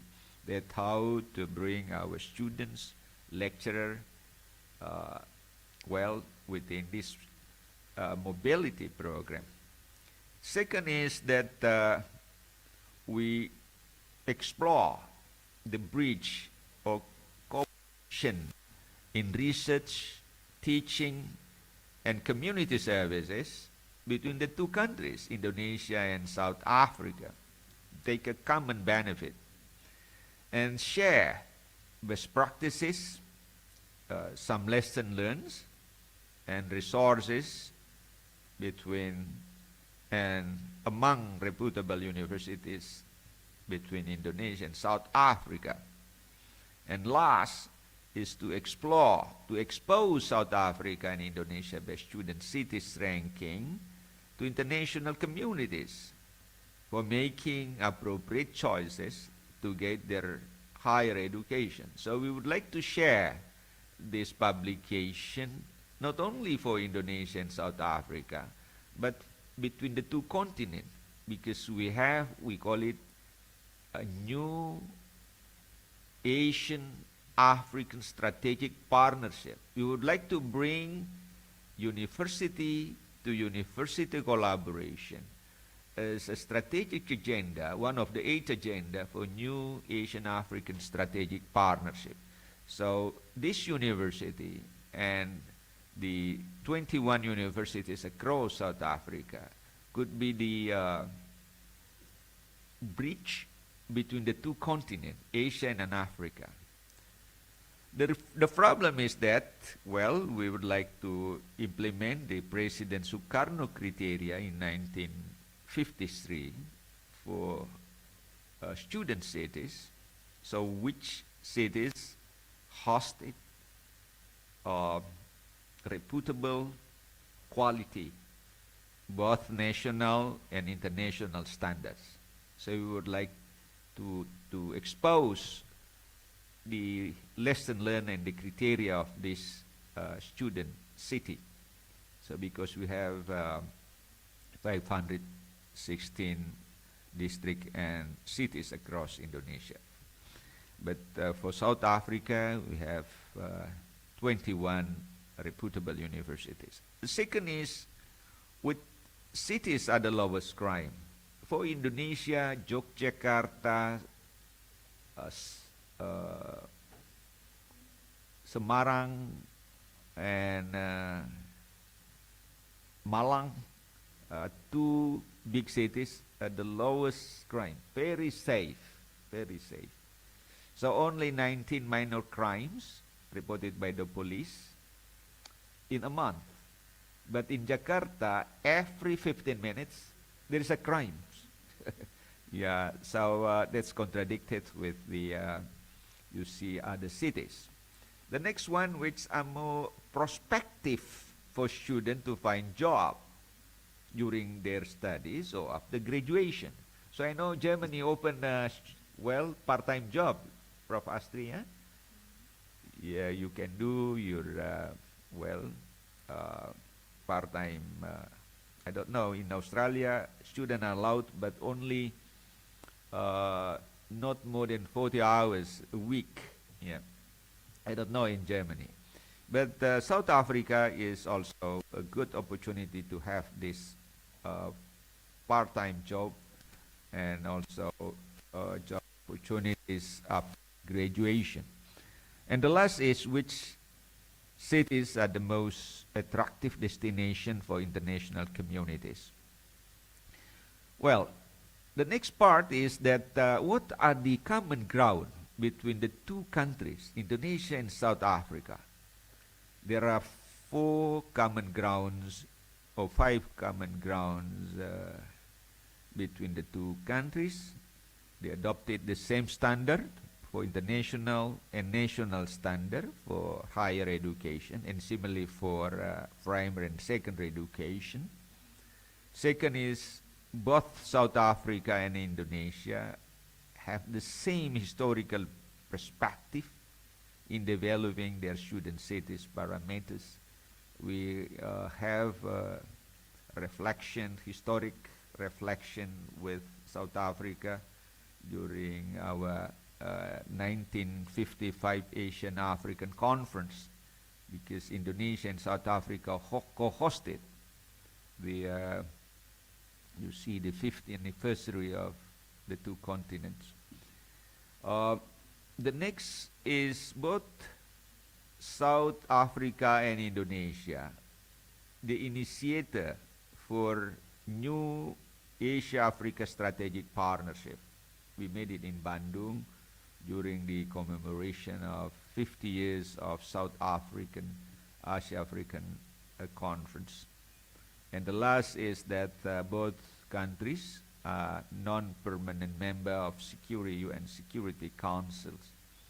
So we are happy to know that South Africa is very keen to collaborate with Indonesian universities, and we could take some lesson learned from reputable universities in South Africa. They are high quality, especially in Johannesburg and Cape Town and Pretoria. So the C cities hosted a few world-class universities. So this is the criteria, very similar with what Professor Astrid has mentioned so far, that we have 4 pillars over here to create a caring environment or a conducive city environment for students. So we have a good quality of education, a good, you see, very safe, you see, security issue, caring effective teachers in every classroom, yeah, and also we respect diversity, culture, and responsibility for teaching personnel. So research problem, we adopted 4 methods. We are doing document studies. We found with our partner there, Ituba center. It's a part of Cape Town University, and we made a field visit, made our partner in South Africa, and also we conducted digital sources and discussion, FGD, through Zoom meeting, and also some research publication. So finally, this is, I would like to let you know here the University of Cape Town. It's a so beautiful campus, similar with a world-class university in Germany or in UK or in USA. So this is University of Cape Town. Cape Town is indeed the capital of South Africa for parliament, the city of parliament. Jadi di Afrika Selatan ini, Cape Town ini ibu kota parlemen. Kalau Pretoria ibu kota pemerintahan. Sedangkan Port Elizabeth itu ibu kota pengadilan. Jadi ada 3 ibu kotanya. Ya. So this is the city of politician. I don't know, in Germany you have only one, yeah, Prof. Astri, yeah? You don't have... yeah, Indonesia is only one, but now we would like, well, I heard from the palace that we will commemorate our national independence next 17 August 2023 in the new capital of IKN. Yeah. So this is Cape Town. This is other university. This is also world-class university. Waterstraat University, very beautiful, world-class standard university, rank, what is the rank? 292nd level, but the 4th best university in South Africa, while Cape Town University is 169. So world-class university. 3rd is Stellenbosch University. This is also a great university. It's ranked the 3rd best in South Africa, with 51 best across African continent, and rank 429 across the globe. This is University of Pretoria. Then hopefully our student lecturer could visit this university, because they are great university, very beautiful. And well, in all university, they have strong tradition of academic dynamics there. University of Pretoria, University of Johannesburg. Yes, Johannesburg is the 5th best in South Africa, but the 7th best across Africa, and the best 61 across BRICS. And this is another university, University of Natal. And the last, oh no, we have also Rhodes University, rank 124. And University of Cape Town is a rank, what is the rank of this University of Cape Town? Yeah, you can find this all universities. So after having this data, now this is the very last note, that we found data that the best universities across South Africa is the top best cities. As a best student city in South Africa is Johannesburg. The second top best is Cape Town. The third is Pretoria, Potchefstroom. The 5th is Limpopo or Tonanju University. And the 7th is Empangeni. So here the score, and I have published this in Jakarta Post. I have here the I think the publication. Oh no, it's not appear here, but you can Google it. So well, I'm happy to motivate our colleagues from this university, UNJ, to explore the possibility for a number of cooperation with any South African university. They are all world-class universities. You can go to Cape Town, you can go to Johannesburg or Pretoria. And luckily I have visited some 19 to 100 countries across the globe. And in my experience, Cape Town is the best city that I have ever visited. So it's a so impressive city. So I hope that any of you from graduate school or any faculty can take this opportunity to visit South Africa. They have strong tradition of academic excellence. So this is my experience with Desmond Tutu. One day we were in USA, the Jimmy Carter Center and Plowshare Institute. Desmond Tutu was Nobel laureate. I was also the promoter for Nelson Mandela for his honorary doctor from Hasanuddin Universities. And I dedicated one article when Mandela passed away. And this article replicate in many different countries, not only in African continent, but across the globe, because United Nations declare, and I follow the speech of UN Secretary General Kofi Annan.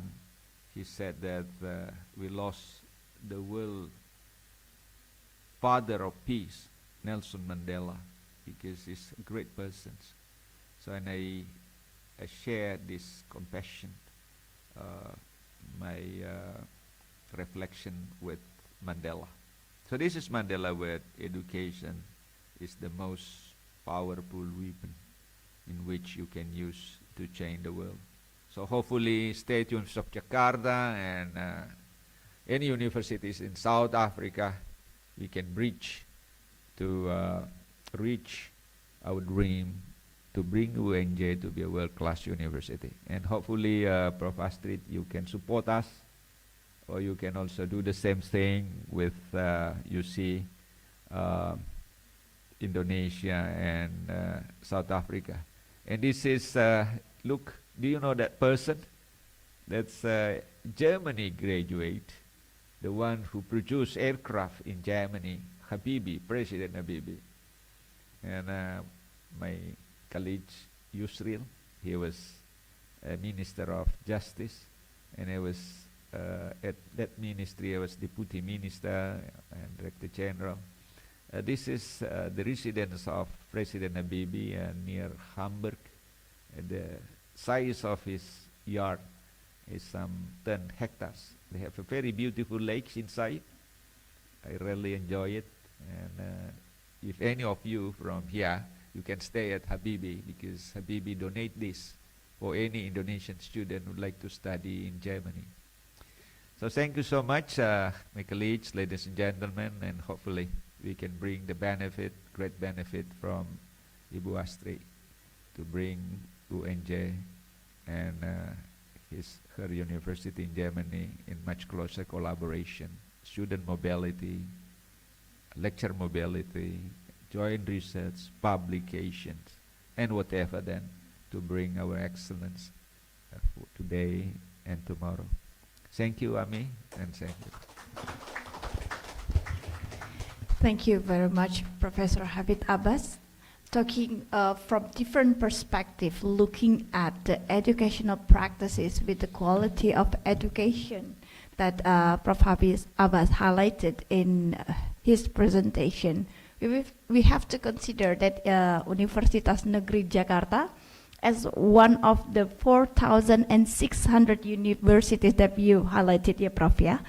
And it's really ironic to see like we have thousands university, but we have to concern with the quality of education itself. And us here, part of the academia that work in that field, the educational practices have to really concerned about this, how we really implement our teaching and learning in higher education that show the quality of education itself. And also I do my self-reflection, do I give the best quality of education in my educational practices? That's really thoughtful, Prof. And because this is the importance of the higher education linked to Professor Kaiser's presentation, that we have to see the implementation and who implement that, the educational practices. That's the teacher, but who produced the teacher? We are here from the higher education level responsible for that quality of the teachers that can implement and develop the educational practices.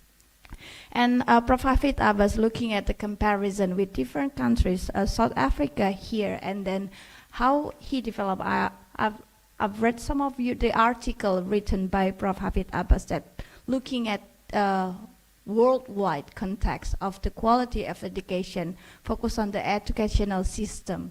So this is, I think we can see from both of presentations, the connection from the educational practices in the field of practical implementation, and then how it connects to the educational system in the, I think, more big umbrella to cover how we implement the educational system, especially in Indonesia.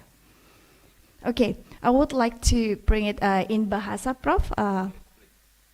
Baik Bapak dan Ibu, sangat dalam yang disampaikan Prof. Hafid Abbas. Ironis sekali, kita punya ribuan, ternyata 4.600 dan UNJ salah satunya. Dan bagaimana kita menunjukkan kualitas pendidikan kita sebagai bagian dari 4.600 itu compare to yang ada di seluruh dunia, kita punya lebih banyak, harusnya kita punya kualitas yang lebih bagus. Jadi semoga ini menjadi satu catatan penting yang bisa kita highlight dari apa yang disampaikan Prof. Hafid Abbas, termasuk juga mungkin melakukan self reflection. Saya juga tadi sambil berpikir, oh iya ya, apakah kita ngajar sudah dengan best quality dengan segala keterbatasan kita bergerak di bidang akademik ini. Semoga ini juga menjadi satu catatan apa yang bisa kita ambil hari ini, karena penanggung jawabnya kalau kita lihat konteks dari presentasinya Prof. Kaiser berbicara lebih banyak ke praktek, bagaimana diimplementasikan start dari pendidikan anak usia dini.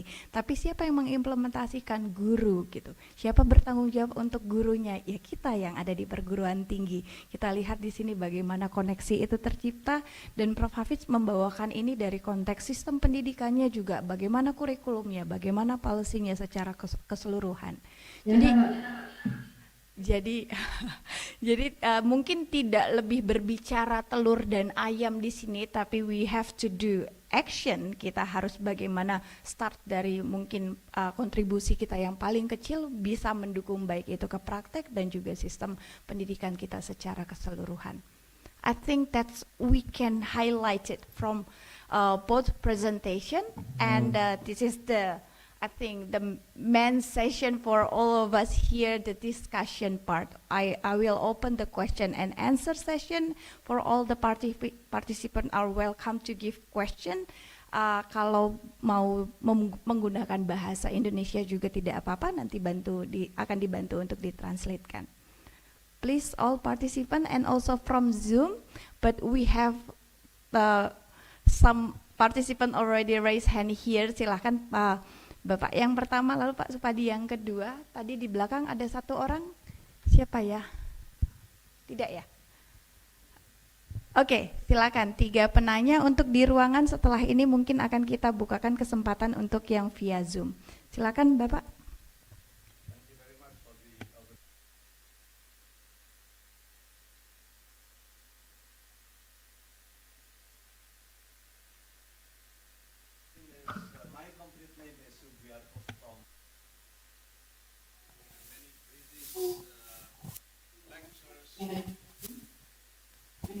Ini. Mana suaranya? many British lecturers made mistakes, Prof. Hafid Abbas, when write down my name. Actually, my correct name is Sutomo, but they spell Sumoto, you know, because they think that my name is similar to Japanese name. I would like to raise similar question for both of you. According to both of you, how successful parents in your countries educate their children? That's the first question.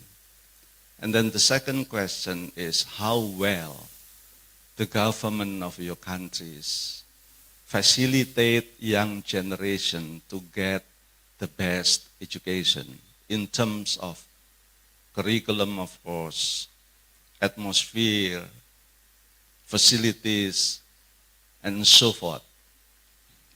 Why I make or raise two questions, because I'm trying to correlate the rank of both countries between Indonesia and Germany in a Human Development Index, Prof. Hafid, because so far until 2020, I think the rank of Indonesia in Human Development Index is still 110 or 111, thing like that.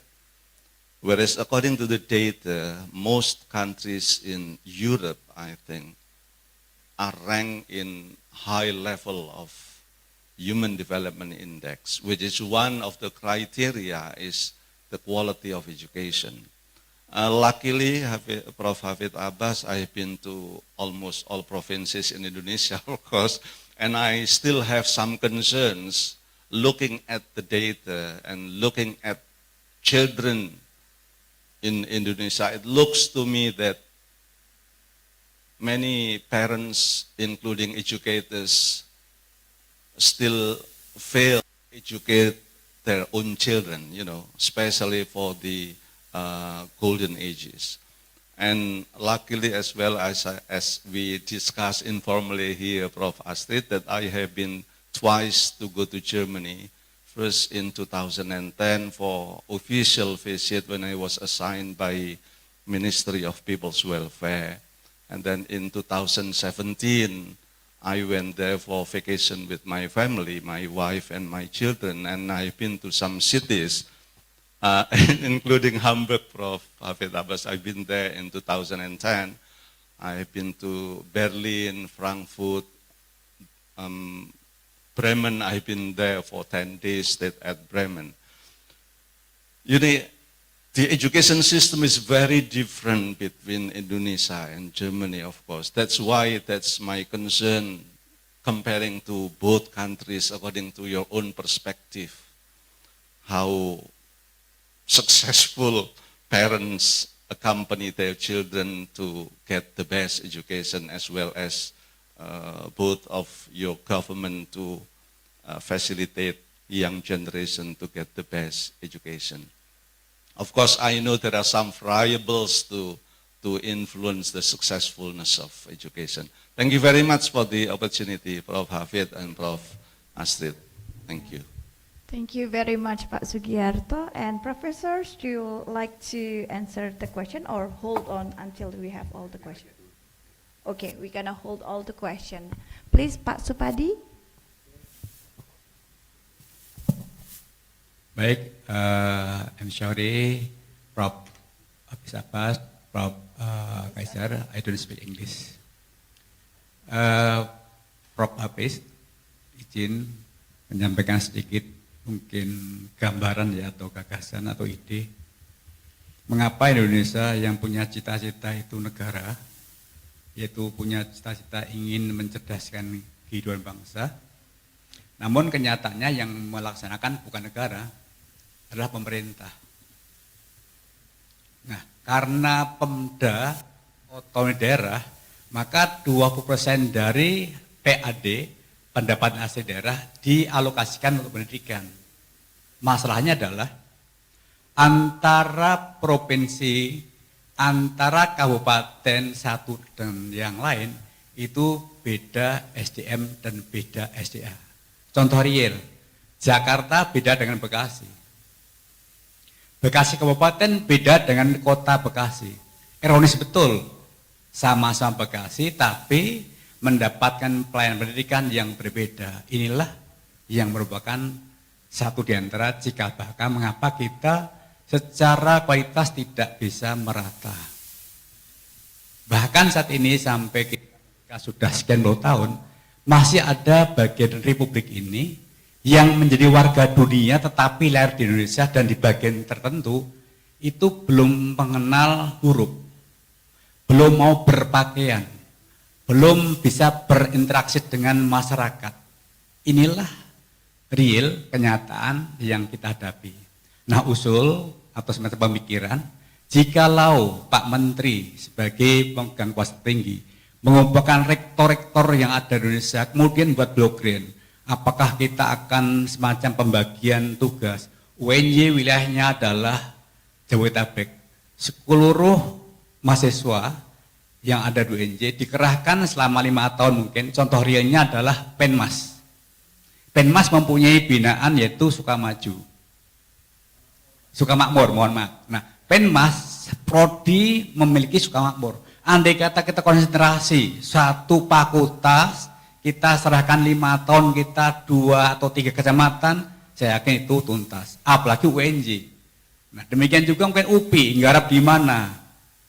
UI, sehingga kita punya KP yang jelas, dan mungkin nanti mahasiswa kita selama PKL dan PKM, ya memang kita arahkan ke daerah binaan. Berikutnya, saya belum pernah mendengar ada pemikiran Pak Menteri dan Departemen yang terkait itu 1 bulan gaji saja deh untuk disumbangkan kepada daerah tertentu. Apakah ada anggota DPR MPR yang terdengar mengalokasi dana, katakanlah 1 bulan gaji yang selama menjabat itu untuk peningkatan sumber daya manusia? Rasanya sampai saat ini kita belum terdengar. Artinya kita masih banyak PR, perguruan tinggi terutama UNJ yang menghasilkan guru. Pertama, kompleksnya adalah kompleks sekali itu. Institusi yang menghasilkan guru tidak standar. UNJ beda dengan UIJ, beda dengan UT, beda dengan Atmajaya, beda dengan UHAMKA, standar kualifikasi guru yang dihasilkan. Asumsinya UNJ menerima yang melamar 4.000 calon guru PGSD dan PG PAUD. Diterima katakanlah 500. Lebihnya tersebar di berbagai macam lembaga penghasil guru. Selama 5 tahun mereka tamat jadi guru, sama-sama jadi guru. Nah, mendapatkan asupan gizi di lembaga ketika menjadi kuliah berbeda-beda. Karena di UT Sabtu Minggu, Sabtu arisan, Minggu kondangan, saya dengan Bresi dengan UT. Yang UHAMKA beda dengan UIJ. Sehingga guru yang dihasilkan pun itu cukup beragam. Begitu terjun ke masyarakat, siswanya inputnya beragam. Bekasi beda dengan Jakarta. Sudah begitu, prosesnya yang berlangsung beragam. Mengapa? Karena antara inputnya jelas sudah beragam, yang hadir ke sekolah berbagai macam kemajemukan, gurunya sebagai yang nanti pengendara nahkoda juga beragam, sudah ditambahkan demikian terkait dengan sarana-prasarana, gedungnya macam-macam. Di Jakarta sudah sampai tingkat 5 SD saja. Di tempat lain, mohon maaf, masih tanda kutip memprihatinkan. Demikian, Prof. Terima kasih. Assalamualaikum warahmatullahi wabarakatuh. Baik, terima kasih Pak Supadi. I try to highlight the question. The first one is about the regional system of how we contribute to develop each regional area from perspective of the university. What can we do? Like, I don't know, maybe you can talk, Professor Kaiser, for what you have done as academia in different regional area in your country. Dan nanti Prof. Abbas, maybe you have the experience with the same.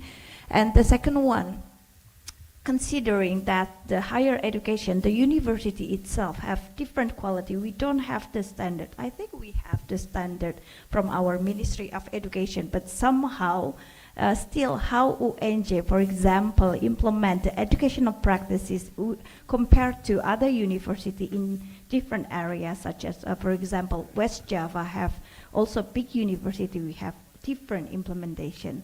How we can looking at that quality of education between those university in implement their educational practices. That's the second concern. Maybe you can comment on that also, professors. Okay, that's the question. When we have the last one, maybe with the concise question, Pak Padoli silahkan. Thank you very much, Bu Ami. I will try in English, but apologize if my English is not good. You're doing good. First of all, I would like to thank you to Professor Astrid. In the very first of this beginning of the seminars, when we are singing Indonesian anthem, I saw you join singing. That's heart touching for me. Thank you very much. I appreciate that. So Actually, my question is the same question with Pak Sugiarto, because the comparing of the government support for education between Germany and Indonesia. And maybe for my next question, but it's not. What is the goals of the sustainable curriculum? Maybe is it the same with the education for sustainable development? They have goals to create a community that have capacity to build and to develop, to implement the strategy to build, to growth and sustainable economic, right? And to educate people who can respect each other and who can show that we can shape this environment. Because I have a child, I have a daughter, it's still 4 years old, that I'm afraid that in the next 60 years, that she still can enjoy this nature, or only the high building or something like that. Thank you for the opportunity. Okay, thank you, Mr. Padoli. Very touching, highlighting the sustainability as education. And then, yes, we are concerned for our son, daughters, grand future like we have now. Hopefully, they're gonna have better one. Okay, professors, maybe Prof. Hafid or Prof. Kaiser, you gonna answer? Yeah, there is, questions were very large and very differentiated, so it is difficult to answer it in less than 6 hours, but I will try it in less than 5 minutes. Yeah, we don't have the 6 hours, unfortunately. So first, the Human Development Index in Germany and the educational system, some aspects. Germany is, in this case, very good, but getting down, because after the COVID pandemic situation, many people passed away, and therefore, because in Germany many people hated to be vaccinated, and therefore passed away more than in other European countries. And the consequence is that the Human Development Index is getting down. Not so far, but it is getting down, because life expectancy is also included, and not only educational system. But I think the biggest problem in the German educational system is that we have a system of teaching and not a system of learning. Teaching and learning. There is an interesting word of a psychologist. He said there is a circuit between teaching and learning. And I think this idea to think about learning is the real quality measurement. And therefore, I prefer to think about quality in a differentiated way. Quality is not quantity. Quality is really development of human beings. And therefore, some aspects that we can count, so many students are in higher education, so many students arrive to university, says not too much about the quality of this. So, in my opinion, Germany is not ready for this future because it has only a teaching system and not a learning system to encourage. As far as I saw in different countries, schools and preschools, I have the impression there is more impetus in learning and encouraging children to learn by themselves. So an organized system has always the consequence that the system works for the system and not for the people in the system. So, and the question of the regional systems, also there is a problem in Germany that some states have other policies in education as other states, and for parents who move from one state to the other, it's a problem that the children are not ready to learn in the next state because there are other curricula, other methods and so on implemented. So I think regional devoted education is good when children learn to do something in their surroundings, then they feel close to the region. But when the curricula are so different, then it is a problem for the people. And the question of sustainable development education, I think it is not far enough. It is like a prayer. You say this dimension, this dimension, this dimension, this dimension, and this must be. But the most important dimension, the person and the human beings involved in education are not mentioned enough. So I think this is a compromise, is sustainable development within a big institution. And a big institution is the opposite thing to an educational process. The educational process is interpersonal.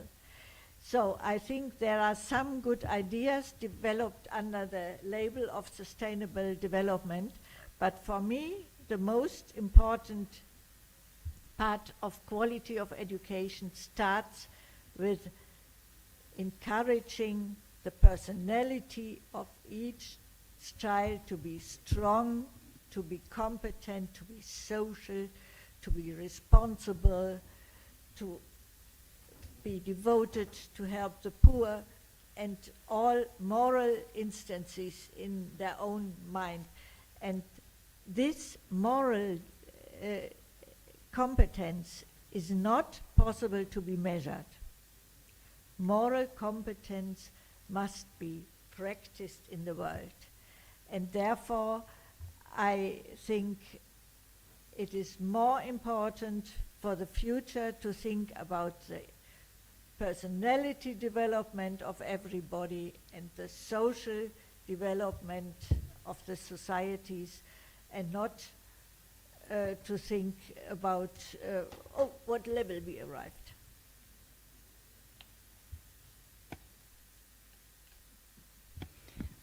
I think that's clear enough, but mungkin saya sampaikan secara brief, secara filosofi sekali tadi menjawab pertanyaan Pak Sugiarto tentang bagaimana quality tadi, mungkin refleksi ke kita tentang teaching and learning secara filosofis atau terminologi. Apakah kita apakah kita hanya mengajar atau kita sudah mendevelop atau melaksanakan pembelajaran itu, membuat peserta didik kita belajar. Mungkin itu yang pertama, dan keterkaitannya dengan apa yang terjadi di Human Development Index yang disampaikan tadi dari bagian pertanyaan. Kemudian menjawab pertanyaan Pak Supadi, memang susah nih praktek yang di regional kecil itu dan bagaimana ini kompleks sekali masalahnya, tapi menekankan pada praktek yang mengembangkan lokal tadi, konteks lokal, apa yang bisa dilakukan di masing-masing area, itu menjadi PR lembaga-lembaga pendidikan yang ada di sana. Tapi payungnya kembali lagi, kurikulum ini harus memang tadi punya standar yang jelas, nggak boleh beda-beda gitu. Jadi mungkin ini tataran antara praktek dan kebijakan ya, atau ya dibahasakan di sini di kurikulum. Dan yang terakhir tadi jawaban untuk Mas Fadoli, ya big umbrella, payung besar sustainability yang diangkat, keberlangsungan untuk orangnya, lalu kelestarian untuk lingkungannya, dan akarnya kalau disampaikan kembali ke bagaimana kita membangun peserta didik kita itu sebagai seorang personal yang punya kepribadian, karena tadi setelah terbentuk kepribadiannya yang bertanggung jawab, yang peduli terhadap lingkungan, maka itu akan tercapai bagaimana secara konteks besar sustainability atau keberlangsungan atau kelestarian lingkungan ini bisa kita capai. Mungkin itu secara keseluruhan jawabannya. Silakan Prof. Hafid Abbas. Thank you so much, Ami ya. Ini luar biasa ya pertanyaan teman-teman. So let me share to you the UNESCO message that has to be adopted by all universities across the world. UNESCO said that university is a scientific community. So we are scientists indeed.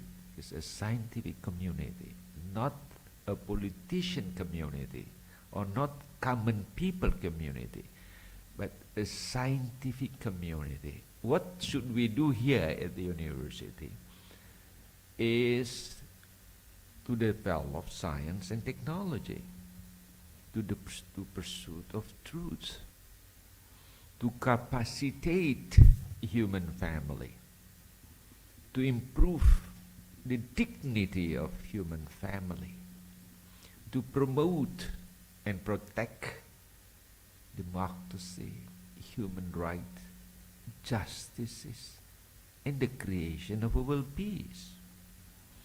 So this is the reason why, maybe you're very familiar, Prof. Astrid, that for instance Harvard at the moment produced more than 160 Nobel Prize scientists. My university, I studied for peace and human rights, the Columbia University. At the moment, the lecturer, researchers produce more than 101 at the moment. While Indonesia will have 4,596, or you can easily say 4,600, but no single scientist from this country could earn Nobel laureate. We have only one indeed, that during Suharto time we have a Nobel Peace laureate, Ramos Horta, but we condemn that no, Indonesia opposed that laureate from Norway, because there was a consultation. This is a little bit anecdote. When Institute of Nobel Peace in Oslo make consultation with the pilots that who, well, from Indonesia perspective, eligible to get Nobel. He said Romo Harto, means Romo is the father. Harto means that our former president, President Suharto. But Norway dialect is extremely different as compared with a Japanese word. So they write it Romo with Ramos. Harto means Horta. So Ramos Horta got Nobel Peace. But Pak Harto did not, because, well, that's the reason why Alalata said, come on, We don't recognize Ramos Horta, but Pak Harto should got Nobel. Anyhow, I think this is a very challenging task for us. For 4,600 universities, 4 times much bigger number than the entire universities across African continent. Africa has 57 countries, but the total universities only 1,200. So almost 4 times much bigger than Indonesia. Amazing. So this big country indeed, but sadly to say that big challenge to uplift the quality. We have a few universities in Papua, especially in Wamena. The only requirement to enroll at the university if the student can read and write. That's the criteria. They announce it in the local media. Sudah bisa membaca, menulis, sudah bisa kuliah. Itu saja persyaratannya. Dapat dibayangkan di Wamena. Very low standard. If you have your kids, kindergarten can read, so they are now allowed to go to university in Wamena. Yes. So what should we hope with this? So Human Development Index of Indonesia at the moment, Pak Sugiarto, is 130, while South Africa 101. So it's much bigger than us. I don't know, Germany, what is your score at the moment? Ranked probably below 10, right? Yes. Your Human Development Index. Yes, below. Below 20, yeah, yes. So Norway, Sweden, but Finland is the happiest people in the world. Yeah, they're very happy because Finlandia has been 6 years consecutive to well recognized by UN, United Nations as the happiest nation in the world. So hopefully with the contribution of education. But may I interrupt you? This is also a consequence, this ranking point in Germany, because we have a good practical devoted education in medicine. Oh. In medicine, they learn very early to treat patients. They have to be under supervision, and the medical doctors have studies that I want to implement in education for teachers, because when you check the formula of Human Development Index, there are lots of health criteria. So I think our health education or higher health education is very good, and therefore the health system can improve and can be efficient to, and also there's enough money. This is also a dimension, and we have this social health insurance that everybody has, is covered by an insurance.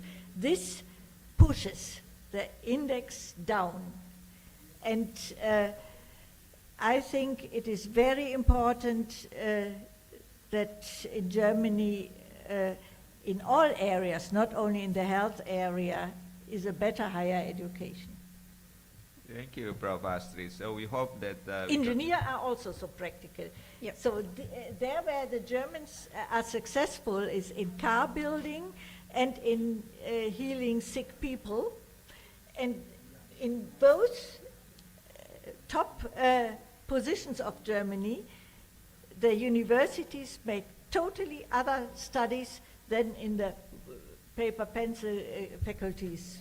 great, great. So yeah, very long period of investment in education. Yes, and well, Germany is a unique country in the world because your education from kindergarten to PhD level are free. Yeah, free. Free, yes. Free. But not, Yeah. Worship. But now also, I think open to Not- public, to any, right? yes. But preschool, there is a deficit, it's not compulsory. Oh yes, no, okay. Yes, we're proud that Germany produce our president, yeah, President Habibie. So hopefully, the more we close to you, yeah, Prof. Astri, the more prospective that we can be president for next Indonesia election, yeah. So gonna be more the more Habibie, ya Pak ya? The more you stay here, the happier we are. So hopefully you stay not 3 weeks, but 3 years. So I can bring you to my island of Sulawesi, so beautiful island. Yeah. Okay. Okay. So that's a very challenging task to bring our university and better quality. If Indonesia could hand in hand with South Africa, that's my dream, because look, 26 universities in South Africa, they're world class level. But here in Wamena, yeah, so 7 universities or higher education institution over there, you're eligible to enter at the college or the university if you can read. Sudah bisa membaca, sudah bisa langsung kuliah, Prof. Pardi, ya. Itu, Pak. Apanya? Ya, ya, asal bisa membaca. Ya, bisa, itu persyaratannya. Yeah, secondly, this may respond to Prof. Subadi, our new professor. Yeah, so hopefully can also visit Germany, yeah, to have joint research or publication or whatever. The issue is that for local resources, maybe very few countries in the world that they allocate their national budget, annual budget, 20% of the total budget for education. But you know, Prof. Astrid, I read the World Bank report that 86% of all education budget go to salary, go to incentive, go to what we call honorarium. And I found at 32 cities, they even reach over 90%. No single drop to children. Yeah. That's This is the a kindness of our politician. Yeah, yeah. They absorb the money, but not for the kids. I think similarly at the university, they don't care. You see, but they could well buy new luxury cars or whatever, but they forget their students. I don't know, what should we, you see, do with this habit? No, this is a problem, really. Yeah. Okay, so I think we need to reform the budget allocation. Is it possible to provide proportional ration for the children? Because I remember one Nobel laureate for literature, I forget his name. Oh, Gabriela said, today if we have a mistake, but the worst mistake, the worst crime we have is abandoning the children, neglecting the fountain of life, because many of the things we need can wait, but the child cannot. So then so many sentences, but his name is today. So the worst crime that Indonesia do at the moment, they forget the future of the children. Yes. They forget the future of the student. Why they absorb their money, the 90%, and nothing left for the future of the children. So I think if you can solve this to Germany to, well, remind us. But I can say the same about Germany. There is a minister of social affairs, and she wants that in Germany poor children have more support for education, and she demanded a high amount of money, but everybody was laughing in the government that she wanted to support so much money to children welfare. So I can admit there is more money spent for children in Germany, but relatively it's the same restriction to think investment in children is not valuable. Yeah, but anyhow, hopefully we can follow you. That's a big homework for all of us. Prof. Thank you, Ami. Thank you, Pak Supardi, Prof. Supardi, and Pak Sugiarto dan Kelij. Saya kira tadi Ibu Wirda sudah balik. Iya, Bu sudah, Manis, Prof. terima kasih ya Bapak Ibu. Ini mudah-mudahan Indonesia lebih baik. Kita UNJ ini bisa jadi universitas teladan lah ya. Ya, Jangan amin. sampai di Papua asal bisa membaca sudah bisa kuliah. Yes. Terima kasih. Assalamualaikum warahmatullahi wabarakatuh. Waalaikumsalam.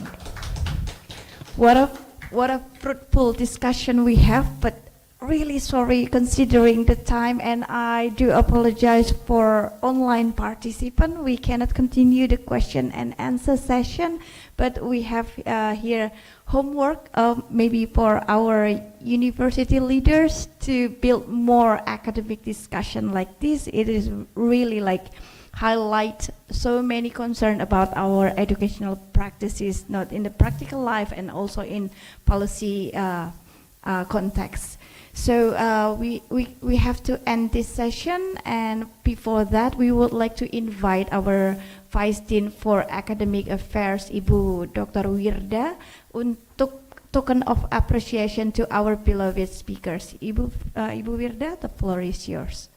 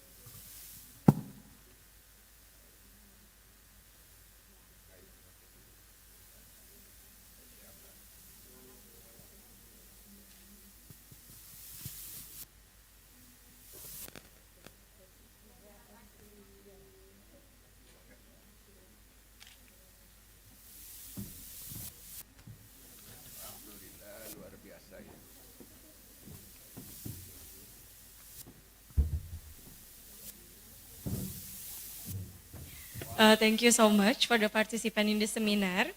And thank you so much also for our speakers today. We get some insight right now. And also thank you so much for Mrs. Ade for leading us in this discussion. Finally, behind of this event, thank you very much for your attention.